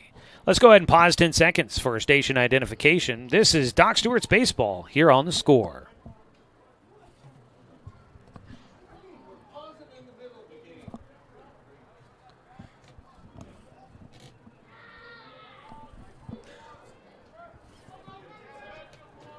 A 1-1 count for Logan Anderson. He takes a breaking ball in the outside corner. Nice pitch there from the lefty Marcano, who has taken over here. He is the 5th arm used tonight for the Expos. They got a large roster, but they've got a long road trip ahead of them, a lot of games and probably not very many days, and you kind of need a deep roster. The 1-2 pitch. That one fought off right side, out of the reach of the first baseman into right field. Jaden will come up, is heading for the plate. The throw cut off, the throw now to the plate. The relay is in time. Out at home. Paxton Burke tried to get 2 out of it and did not make it in time. I don't know what the sign was at third base over there, but Paxton was turning on the bag at third when Seth Jaden had it in his hands in right field. And Paxton was being aggressive. We'll just put it that way. And it was a close play at the plate just because of his speed, but that was risky. First pitch outside to Cal Robbins with Logan Anderson on at first. Anderson with his first hit of the game. Nice relay in. It wasn't very deep into right field, and a nice job by Jaden to get that ball in quickly. 9-4-2, I think, on the out. The 1-0 pitch is high for Cal Robbins.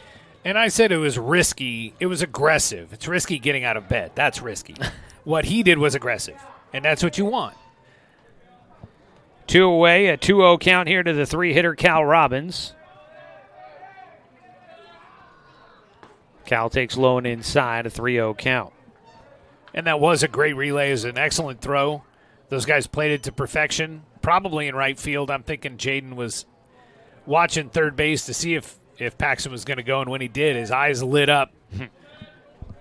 Almost thought that the cutoff might have spoiled their opportunity to get the out at home, but they had enough time. Yeah. And the relay throw, while it was a short throw, was right on target. Well, I think he surprised Rivera. I don't think Rivera expected him to go because of just the timing like I was describing. 3-1 outside to Cal Robbins, and a walk to the 3-hitter. That'll be Cal's second walk in the game. He is 1 for 2 in this one. 2 walks, a sac fly, and a single. Nice to see Cal getting on base after a kind of a day that he just felt a little out of sorts up on Saturday in Portland and seems to be getting a bit more comfortable with things because he could be a dangerous guy at the plate when he is feeling it. Up to bat now, Daniel Withers looking to get going here. He's 1 for 3 today. Walk his last time up. He takes a pitch that bounces in front of home. Yeah, a sack bunt that turned into a base hit for Withers in the 6th. 1-0 count. It's 5-2 here in the bottom of the 8th inning. Doc Stewart's leading against the Fairfield Expos. They'll be 3 outs away from trying to get that first win of the season. The 1-0 pitch to Withers, fought off back to the netting. I have to think this is like the great-great-great-grandson of the great Doc Stewart's coach, Dan Withers. I don't know if there's that many greats in there. I think there's that many greats. But you are in the right family tree. That's good. A 1-1 delivery coming up here. They call him Boone to avoid the confusions with the great Dan Withers, who coached the Docs back in the day. A strike in there, 1-2. Great. You're saying 3 greats? No? Yeah, I think he is. The 1-2 count for Ezra Marcano, trying to get the final out here in the 8th inning. Pitch goes between the legs of the catcher and to the backstop. Knocked it down but couldn't stop it. Haig has to chase it all the way to the padding and behind home. And that allows up to third base Logan Anderson on, what are you thinking, wild pitch? No, I'm thinking pass ball. It did hit. There were did turf monkeys flying, but yeah, I think it's pass ball. The fun intricacies of scorekeeping. I love scorekeeping. There's so many just intricacies. They're so hard to do while you're also trying to talk through the entire process of a ball game. But official scorekeepers, I feel like, have a fun job. You know what's the worst thing is when the official scorekeeper can hear you and they take their job seriously, and then you start telling them what they should do, and they'll do the opposite every time. Full count pitch here to Withers. He takes ball 4, draws another walk in this one. That's his second. It's also the second walk allowed by Marcano. And the bases are loaded with 2 away. I have that down as the 6th walk issued by the Expos pitchers, and we're getting a trip out to the mound for coach or manager Brad Hansen. Want to let you know, folks, we didn't have one today, but we will have all of our Doc Stewart's players interviewed throughout the season here this year. We were able to talk to Drew Camp over the weekend, had that interview for you. We'll get that posted online here this week so that you can go back and check it out if you missed it. Our player interviews this season are brought to you by Evergreen Family Medicine. Expect the unexpected at Evergreen Family Medicine, serving Roseburg, Myrtle Creek, and Sutherland. Evergreen offers more than traditional primary care. You can always expect more from Evergreen. Doc's leading 5-2. Pitching change just made the call. Brad Hansen there just made the call for a pitching change. So we are going to have a righty taking over, and that is going to be Jack Armstrong, who came in as a pinch runner for the DH back in the 7th inning. Never did get to see him come back around in the order to see if he would have been batting, but now he comes in as the pitcher, so he probably would have been, but he'll get a chance to throw here. We get a call to the pin, which is brought to you by Overhead Door Company of Roseburg. Let's take a 60-second timeout. We'll get caught up with all the changes and have more for you here on 541radio.com and on the Score, 92.3 FM and 1490 AM. Johnson Lumber Company, a forward-thinking family company, has been operating in the Douglas County community for over 60 years. Founded by Don R. Johnson, the man who set the tone of commitment to these local communities by providing stable, long-term employment. D.R. Johnson Lumber Company understands the significance of investing in our youth because they are the foundation of our future. That's why they're a proud supporter of Roseburg Doc Stewart's. Come watch the Docs swing some lumber with D.R. Johnson Lumber Company. Go Docs! Brook Communications radio stations have joined forces with the News Review and Lotus Web Services, announcing the Lotus Media Group, a multimedia enterprise. Web, broadcast, print. Make it happen with LotusMediaGroupLLC.com. Financial security allows you the freedom to take stock of what's important and build lasting bonds. We share your goals. Trust Palm Wealth Management to consolidate your investments and generate income for those who need you most. Call Palm Wealth Management today. All the fields they play at, all the things.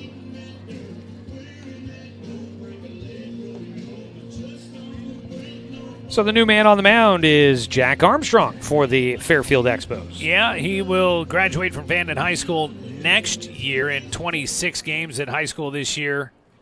6 appearances, actually. No record. He pitched 7 2/3 innings, had a 1.83 ERA. Struck out 8, walked 1, showed some potential, obviously. And takes the mound here with 2 gone in the bottom of the 8th. Ezra Marcano goes 2/3 of an inning. Armstrong will try and get that final third as he will face Jake Johnson, who is 1 for 4 in the game. Right-hander taking over, bases loaded with 2 down. First pitch swinging away out in front. Jake Johnson hits it off the end of the bat for strike 1 as he fouls it towards the first base dugout occupied by the Expos.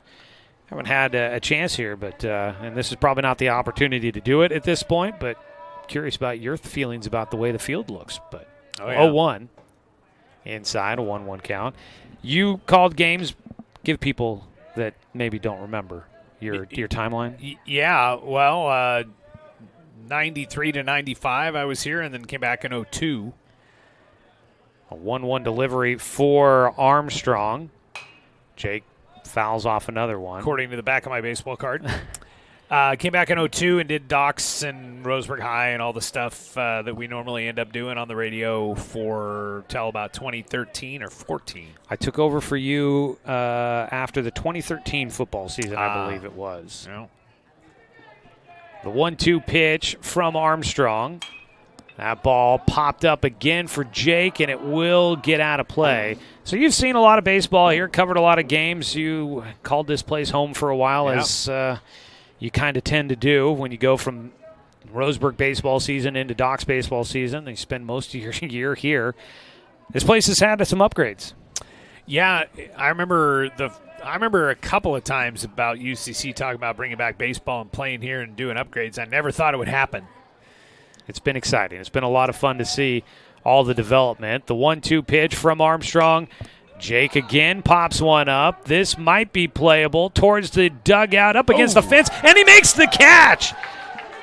Down on the third base side, able to make the catch. What a heck of a play for the first baseman, Alcantara, reaching over the fence, pulls it back, and the out made in foul territory to finish things off in the bottom of the 8th. So Armstrong comes in, gets that final out. Doc's unable to add any insurance. We will head to the top of the 9th. It is still 5-2. Doc Stewart's in front, need 3 outs to secure the first win of the season on 541radio.com and on the Score, 92.3 FM and 1490 AM. My wife and I moved to Oregon to raise a family, set our roots, and to have a lot of fun outdoors. We quickly realized that we needed a truck or a rig for the projects that we were doing in our backyard. When we were looking to find a place to finance our truck, we asked our patients, and everyone recommended Cascade Community Credit Union. It was so easy to work with Cascade. Everything was done via email, phone, and we didn't even need to go in. I can't wait to finish up the projects in the backyard, go on more adventures in our truck with our boys, and I look forward to working with Cascade again in the future. Brook Communications radio stations have joined forces with the News Review and Lotus Web Services, announcing the Lotus Media Group, a multimedia enterprise. Web, broadcast, print. Make it happen with Lotus Media Group, LLC.com.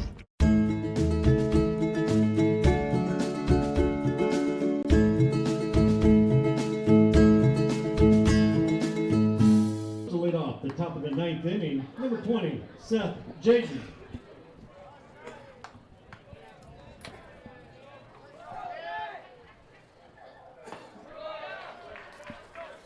Cam Hartzell will lead off the 9th inning with a breaking ball in for strike one to Seth Jaden, the right fielder.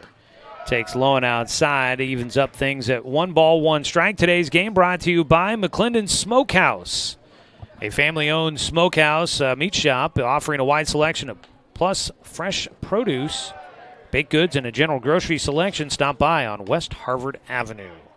I'm Joey Kieran, along with me, Dan. I was going to call you Dan Bain. Now we're going on the way back. Gosh. Brian Prowett's joining me here. Whoa.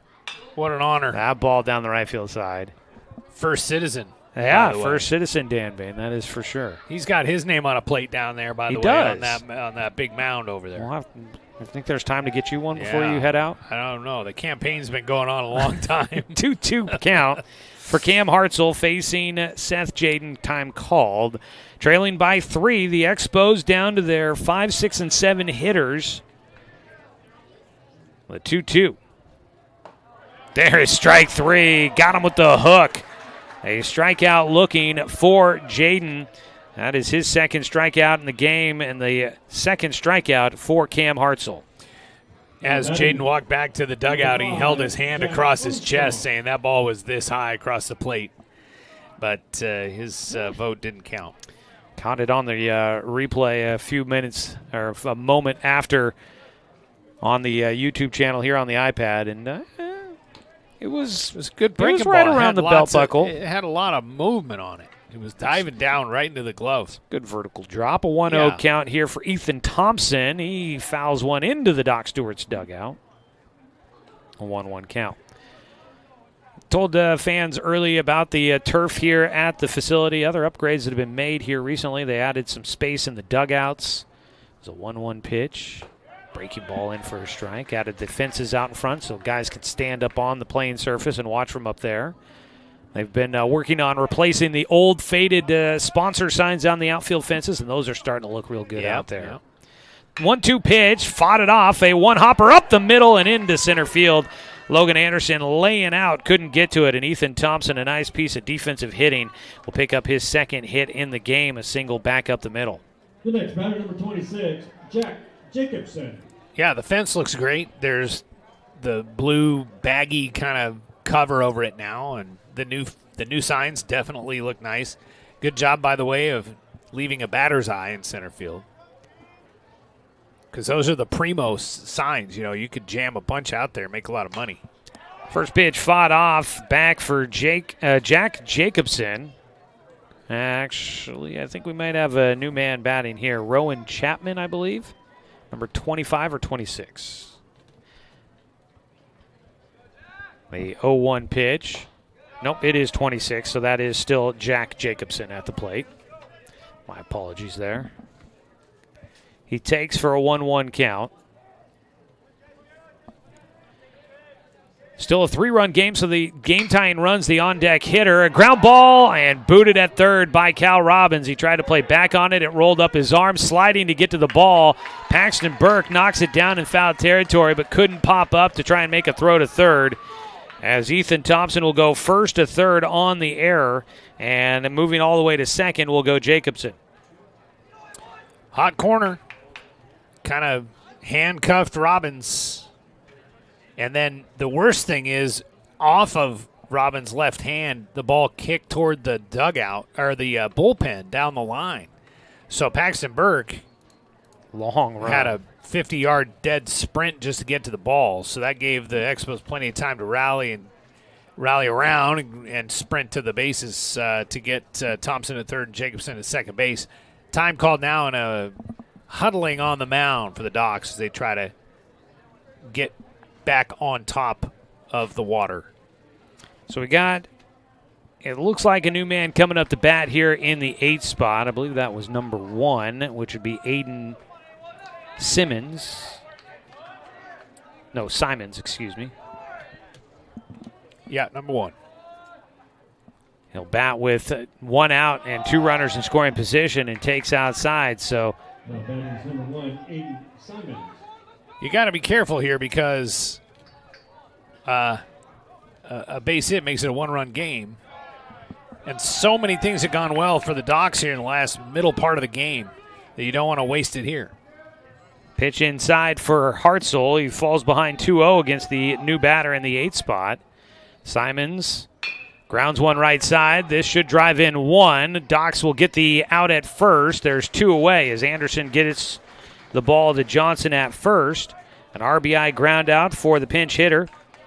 Simons drives in 1. There's 2 away. Coming in to score was Thompson, and up to third is Jacobson. Well, Holbein coming to the plate represents a tying run. I guess Simons represented the tying run as well. But you trade that out every single time. First pitch low, ball 1. Hartzell came into the game in the 8th inning. It was a 3-run lead, so this would be a save opportunity for him. He's got the 1-0 pitch. And he rifles a fastball in the outside corner for strike 1. 1-1 count, 2 down. Docs, 1 more out needed to secure the first win of the season. First win for the new head coach, Tim Cair, in his first year leading the program. The 1-1. At the knees for a called strike 2. Big groan coming out of the Fairfield dugout on that one. Lights are kicking on, but this game may come to a conclusion before they start to take full effect. The 1-2 pitch for Hartzell. A chopper. Slow roller towards short. Burke on the run. Throw to first. Gets away, and the game will continue. It's a 1-run ball game. As coming in to score will be Jacobson. And the Doc Stewarts almost had it. Cam Holbein will get on safely to first on the throwing error. Tough play for sure. But that'll go down as a throwing error, and it does drive in Jacobson to make it a 5-4 ball game. Jacobson got on base on an error and scored on that one as well. Yeah, Burke had a long way to go. He was sprinting full speed as he tried to throw across his body to get the final out of the game, and now you get a little nervous here as you go back to the top of the order. Top of the order has been dangerous. Noah Rada, is 2 for 4. Started out the game 2 for 2. He has struck out looking in his last 2 at-bats. First pitch fought off. It's fouled just past the dugout on the first base side. Pinch runner at first base. It looks like Alcantara. I think 35 is the number. 35, not 34. Strike across on the 0-1 pitch taken by Rada. Nico Fullen is the runner at first base. 0-2 count. They're trying to make that runner not matter. Here comes Hartzell on the 0-2. Pitch is in the dirt. Bowers knocks it down and recovers quickly. All of a sudden, the intensity picked up. Yeah, everybody on the edge of their seat here is 1 out needed for the Doc Stewarts to get the win. They rallied from a 2-0 deficit. 4 in the 7th, gave them a 5-2 lead as a pickoff throw to first. Oof, not quite in time. Over at first base, Jake Johnson is looking straight into the sun. He has the fancy big goggle glasses the kids are wearing these days, but they're on the top of his brim above. He's not wearing them in the right way. The 1-2 runner going. The throw down to second will be offline. And in safely will go the runner, Fullen.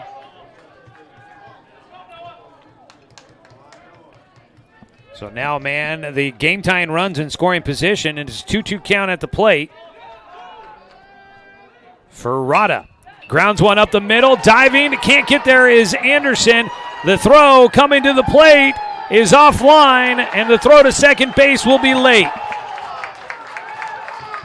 And the Expos have tied it up here in the 9th inning. A single up the middle for Rada is first since the 3rd inning, his 3rd hit on the day. And he ties this game up, ends up at second base on the throw to the plate. There was a lot of action right before that pitch came. At second base, Logan Anderson was deking like towards second base with the runner at first. And then, well, I guess by then Fullen had stolen second. Anyway, he was moving to his left, and the ball was hit back up toward the middle. So Anderson had to redirect to try to plug the hole up the middle. I think if he's standing still, he probably can get to that ball. It'd be a tough play. But it basically was shot up the middle. That activity in the middle of the infield gave that space for the Expos, and then it was just the got to have it aggressive scoring mentality of Fullen coming around. Obviously, he's a pinch runner. He's out there for his speed. And all of that change, all those different pieces in motion there for Hansen paid off for Fairfield. Nate Parkinson will run out at second base for Rada. First pitch, strike one. Up to bat, Mikey Rivera, the second baseman.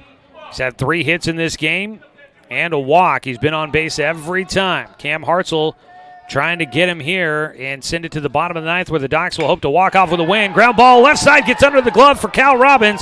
The relay throw coming in. The throw to the plate will not be in time. And into second base will go Rivera as he drives in the go-ahead run in the 9th inning. RBI single for him. Scoring from second was Parkinson. And it's now suddenly 6-5. What a rally here. All of it coming with 2 outs for the Expos. Man, what an effort. And another pinch runner out there at, oh no, it's Rivera back out at second base, but just got to give the batting gloves back to the dugout. Hard hit ball into left field. Good baseball, good throw from Camp, just up the line a little bit. 4th hit on the day for Rivera. What a day. He's been on base all 5 times. A 1-0 count now for the 3-hitter, Bryce Alcantara. A 1-0 pitch, high and away. 2-0 count. Well, things have definitely, well, the mood has changed a little bit here in the ballpark tonight. Docs were closing in on that possible victory.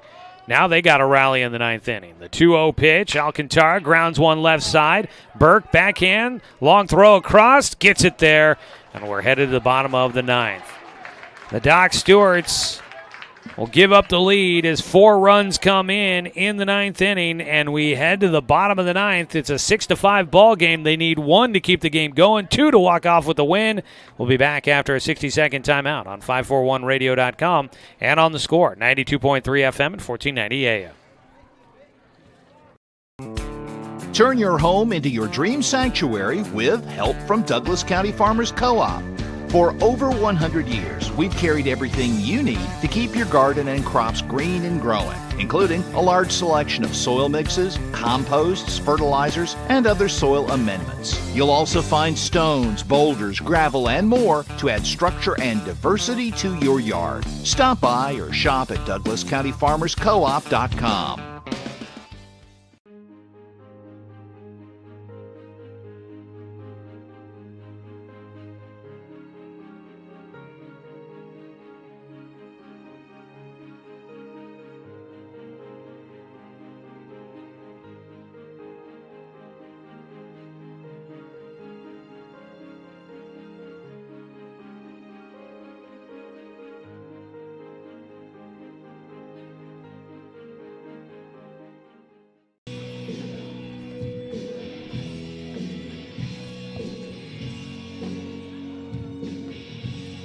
It was 4 runs on 3 hits and 2 errors for the Expos in the 9th inning as they put 4 on the board and will retake the lead on top 6-5. And now suddenly, Jack Armstrong is in position to possibly pick up a win. He is the 6th pitcher used by the Expos here tonight.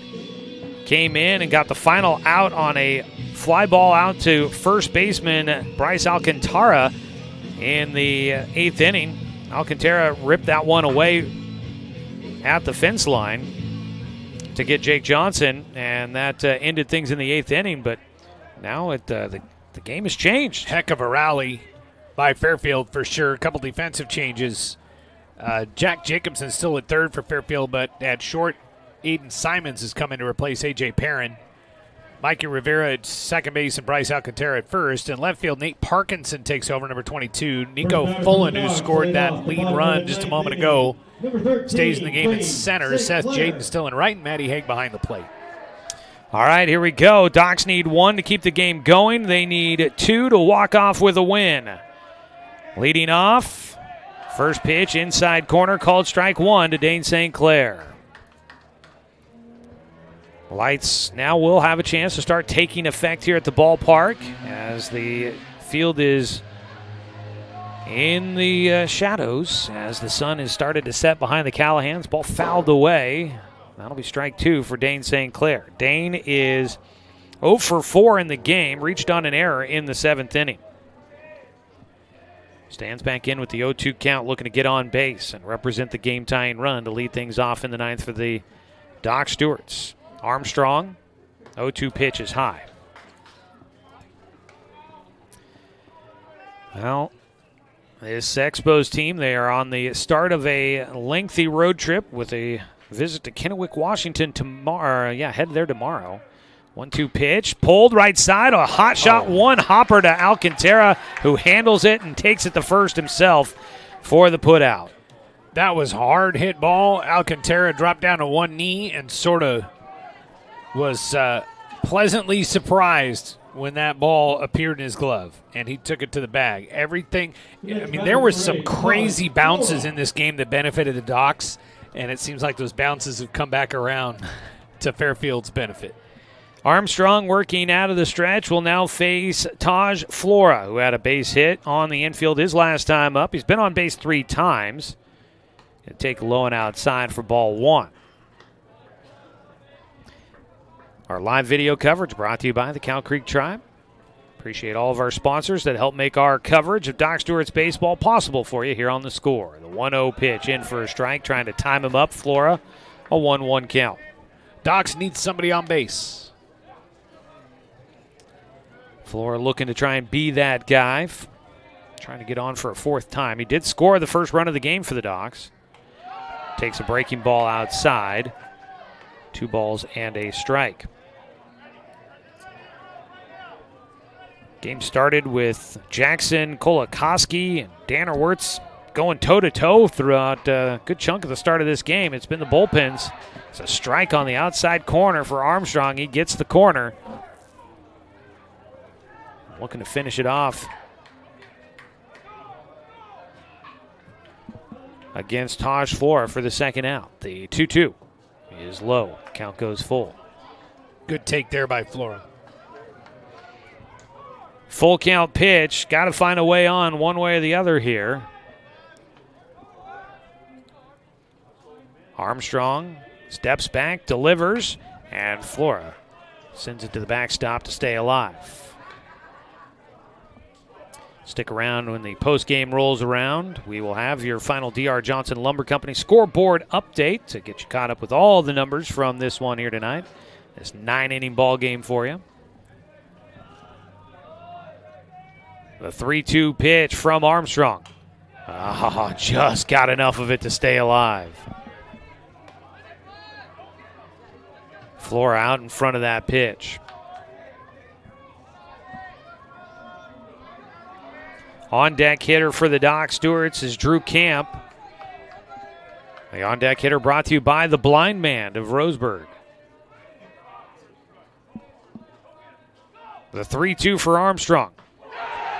And Flora watches strike 3 go by. That looked like too good of a pitch to take, whether you agree with the strikeout or not. Flora didn't, but that was too close to take in this situation. Just a great pitch. Breaking ball, little spinner there, coming in belt high. Looks like it's probably going to drop out of the strike zone, and it was a perfect pitch. And Flora frustrated, but you got to give it to Armstrong on that one. That'll bring up the lefty, Drew Camp. Last hope here at the moment for the Doc Stewarts, and he takes a strike to start off his at-bat. Doc Stewarts had their chance, leading by 3 in the top of the ninth. They give up 4. Ground ball first base side. Alcantara juggles it but takes the ball to the bag and retires the Doc Stewarts. And what felt like a path to victory snatched away in the top of the ninth inning. And the Expos will come back to win this one. Final score is 6-5. Heartbreak tonight for the Doc Stewarts here at Champion Car Wash Field. But they will meet at home plate, and they will shake hands with the visiting team from California. A great ball game here. Not necessarily the cleanest all around, but it was very competitive, good back and forth. And the Doc Stewarts still seek that first win after giving up this one late. The Expos get the 6-5 victory. We'll go ahead and take a break. When we come back, we will wrap it up for you here. Postgame show coming up after this quick timeout here on 541radio.com and on the Score, 92.3 FM and 1490 AM. Of years before county boundaries were drawn, the Cow Creek Umpqua tribe lived on Southern Oregon lands. The Cow Creek were known then for their sense of community. They still are. Today, the success of their world-class casino resort and other Cow Creek businesses benefit our communities. The Cow Creek Foundation has given over $20 million to Southern Oregon charities. The Cow Creek Umpqua Tribe, a Southern Oregon tribe and a giving people. When it comes to finances, it can be hard to know what's in your best interest. Experience the strength of advice at Palm Wealth Management. From education and estate planning to retirement and the unexpected, we can help. Call Palm Wealth Management today. Find everything you need to enjoy the outdoors, at home or on the road, at Douglas County Farmers Co-op.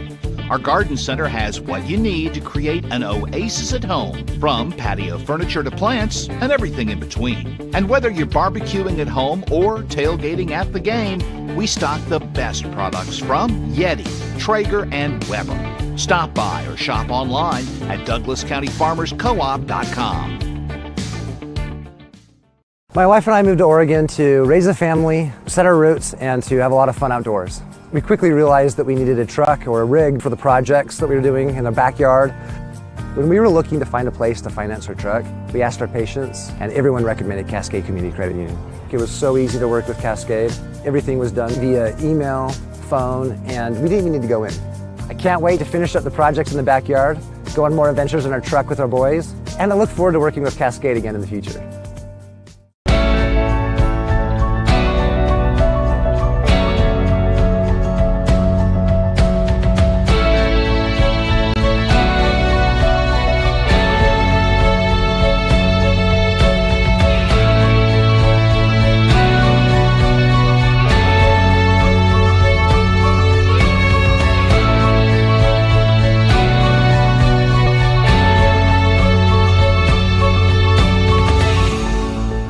D.R. Johnson Lumber Company, a forward-thinking family company, has been operating in the Douglas County community for over 60 years. Founded by Don R. Johnson, the man who set the tone of commitment to these local communities by providing stable, long-term employment. D.R. Johnson Lumber Company understands the significance of investing in our youth because they are the foundation of our future. That's why they're a proud supporter of Roseburg Doc Stewarts. Come watch the Docs swing some lumber with D.R. Johnson Lumber Company. Go Docs! Brook Communications radio stations have joined forces with the News Review and Lotus Web Services, announcing the Lotus Media Group, a multimedia enterprise. Web, broadcast, print. Make it happen with Lotus Media Group, LLC.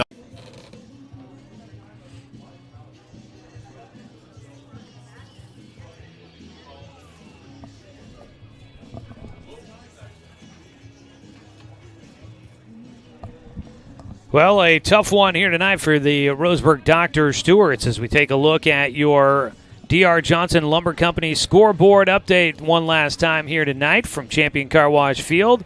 Fairfield, 6 runs on 12 hits. They had 3 errors. Doc Stewart's 5 runs on 7 hits and 2 errors in this one. The Expos leave 6 men stranded tonight. The Doc Stewarts, this one will they'll kick themselves about. They leave 12 men on base here this evening. Picking up the win will be Jack Armstrong in relief. He goes an inning and a third. No runs, no hits, no walks, 1 strikeout. Taking the loss will be Cam Hartzell, who allows 4 runs on 4 hits over 2 innings. No walks and 2 strikeouts for the righty. Doc Stewarts will go to 0-4 on the season. The Expos rally to go to 28-5 on the year.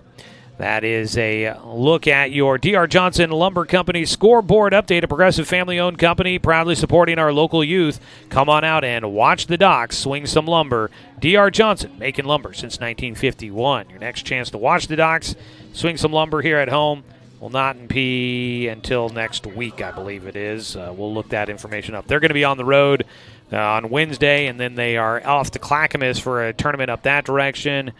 No, they're not going to be at home until June 30th when they host the Medford Mustangs for a league doubleheader. So your chance to come out and watch the team here at the field is going to be a little rare, but we'll have opportunities for you to watch them with us here online. Brian Browitz joining me here in the booth today, former voice of the Roseburg Dr. Stewarts. He's seen some good times. We've all seen some bad ones from time to time, and tonight, unfortunately, goes into that column as the Doc Stewarts give this one up late. Back and forth game, it was the Expos early. Docs really couldn't do a whole lot. Then they start going through the lineup a second, third time, and they start to break through. They would come back to take the lead with 4 in the 7th, and they were up 5-2, but couldn't hold on to it, give up 4 in the top of the 9th. As the Expos rally for the 6-5 win heartbreak here. Yeah, I'm really bummed out for Cam Hartzell. He pitched pretty well, and then they started to get to him a little bit there in the 9th inning. But Danner Wirtz pitched great, pitched out of trouble a lot. There were 3 really great double plays behind him that really helped. But in that 9th inning, a single to center, an error at third on a hard hit ball, a little ground ball for a run scored. There was an E6 in there, a stolen base. Just kind of lost contain a little bit there in the 9th inning and maybe relaxed a little bit because the Docs had that lead. But, man, now you look back at the other opportunities that Roseburg had in that game, and as you mentioned, leaving 12 on board. When you're up 5-2 and you leave a couple guys in the 8th, you don't really worry about it. But, there was a play at the plate when Paxton Burke got thrown out in the 8th inning. That ended up being almost a game-winning play. Yeah, that was. It would have been a tie ball game at that point. It would have ended up being tied. That would have been their 6th run. Yeah. At that point, that was a huge, huge play. So credit Fairfield. They stayed with it. Both teams really weathered some really weird bounces. There were some strange things that happened in this game.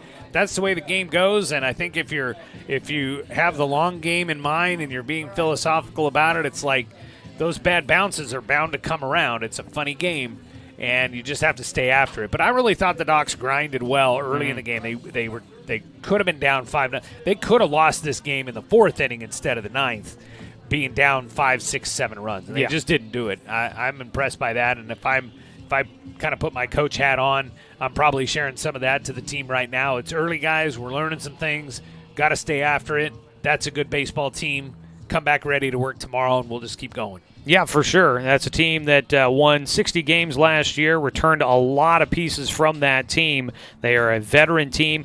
That is one thing that I had made note of, didn't get a chance to talk about during the game, but mature team. 7 guys coming back from college, 9 19-year-olds on that Expos team. The Doc Stewarts, half of their lineup is class of 2026, so they'll be seniors next year or younger. So this is a young Docs team, maybe at times making some of those plays. That 9th inning, you'll kick yourself going back to look at it. Couple of errors that proved costly for the Docs, and that's kind of the big difference in the micro. But on the macro, did I get that? Yeah, I think that's right. I don't understand what those words mean, but I think I have an idea what you're saying. On the minute early. picture, on the grand scale of things, like you said, the big picture on this one, it's a learning moment. And I think the big lesson that also gets taken away is that you got to play a full 7 or 9 innings, and the little things can come up big in a tight ball game like we saw here tonight. Also, 27-5. This is the Expos'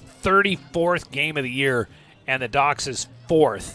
And so you talked about all the guys at the 3A, 2A, 1A coming back. There's not a lot of time to practice. There's a lot going on right now, a lot of moving parts for Roseburg, why that would have been a really nice win. So, meanwhile, Fairfield moves on. They're going to go to Kennewick and Missoula, going to hang out in some places that I think you and I have both been, have a heck of a long road trip. And the Docs will be heading out on the road here before coming back home. Like you said, next time to see them again will be against Medford on June 30th. Taking a look at some of the offensive numbers here real quick. Noah Rada had a great day at the plate. He had 3 hits, including a big one in the 9th inning that drove in a run that helped the rally for the Expos.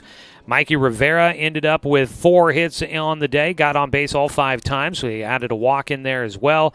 Bryce Alcantara ended up in the 3 spot, going 0 for 5 today. Matty Haig was 0 for 4 in the 4 spot. Let's see here. Let's get the guys that did get some hits. Ethan Thompson was 2 for 4 in the game. Jack Jacobson was 1 for 4. He reached on an error in the 9th and scored a pivotal run. Let's see. A.J. Perrin was 1 for 3 before getting lifted for defensive changes and pinch runners. It was Aiden Simmons that had a ground out for an RBI in the 9th inning. And Cam Holbein, he was 1 for 4 on reach base twice, scored twice in this game. For the Doc Stewarts, 2 hits in the game for Paxton Burke. He goes 2 for 4, had a sac bunt in there as well. He scored a run. Logan Anderson was 1 for 4 in the game, drew a walk, had a single. Cal Robbins had a hit, 2 walks and a sac fly. Daniel Withers was 1 for 3 with 2 walks and a single. Jake Johnson was 1 for 5 in the game, did have an RBI and a ground out. Dane St. Clair was 0 for today. Taj Flora goes 1 for 3 in the game, 2 strikeouts, but it was walked and hit by a pitch, scored a run. Drew Camp did have a sac bunt in there, but did not have a hit. Ty Hellenthal was 0 for 2 in the game with a walk and a run scored, had an RBI and a ground out. And Amos Bowers had 1 at-bat. He popped out to the third baseman in foul territory. So there is a look at kind of how this one played out here tonight. We'll have a full recap of this one for you online at 541radio.com for you to check out there at Doc Central. So as mentioned, Docs will be on the road for a little while, and that means we'll be your home for coverage on the road if you can't make the trip out there with us. Nat Uretsky is going to have the doubleheader down at Medford coming up on Wednesday. That's an early start time. That is a 2:30 first pitch for Game 1 of that league doubleheader against the Mustangs. As far as I know, that games are going to be played at North Medford High School. I did hear maybe a rumor that they might move them to Harry and David Field, which everyone is keeping their fingers crossed could happen. That would be massive upgrade, a nice upgrade there. But we'll keep you posted on that one and see if we can find out those details here, talking with Coach Sester after this one.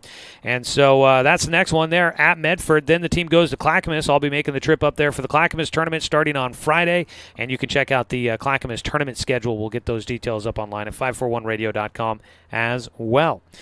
Today's video stream has been brought to you by the Cow Creek Tribe. We appreciate their sponsorship and all of the support from our local community sponsors. If you get the opportunity to support the people that help support us and make this possible, we appreciate that. Brian Proud's here in the booth. I think the plan is for you to come up at least another time here before things get done. Yeah, I sure appreciate the chance to come and kind of hang out for the summer. This is really fun, and I guess as long as you'll make room for me and have hot dogs between the games, I'll show up. We'll see if we can get a doubleheader so we can get some hot dogs in between games. It'll just be fun. This is great. It's just fun being back, and I appreciate the chance to do it, man. It's really cool. Well, we appreciate having you here. It's a lot of fun to get to chat some baseball with you, and I'm all for it, man. You were the guy that brought me. You're the reason I'm here, so I'll let you be the. I'll be the reason that you get to come up to the booth here. So a little bit of payback there for you for bringing me to Roseburg. So, right on. Brian Proud is joining me here in the booth tonight. I'm Joey Cair. I really appreciate everybody for tuning in and joining us here today. We want to say thanks to Brad Hansen and the Fairfield Expos for making the trek and the stop here in Roseburg on their long road trip that is ahead. They're headed to Kennewick, Washington for their next game. Good luck to them the rest of that field trip, and thanks for helping us get ready for today's broadcast. I want to say thanks to head coach Tim Sester and the Doc Stewart's baseball program, the Douglas County Baseball Association, for allowing us to bring you another season of Doc's baseball here on The Score. Thanks to Dale Cranford back in the studio for the radio production tonight. Thanks to Brian Proud for help with things here in the booth this evening. And as always, a thanks to you, the fan, for tuning in for tonight's broadcast, because, of course, without you, I'm just a guy sitting here talking to myself. I'm Joey Cair. Nat Uretsky will have the call on Wednesday as the Doc Stewarts head to Medford to take on the Mustangs. Pre-game coverage starts at 2:15. You can watch the game streaming live for free online at 541radio.com, presented by the Cow Creek Tribe, or you can always tune in for Doc Stewart's baseball right here on Douglas County's home for sports, The Score, 92.3 FM and 1490.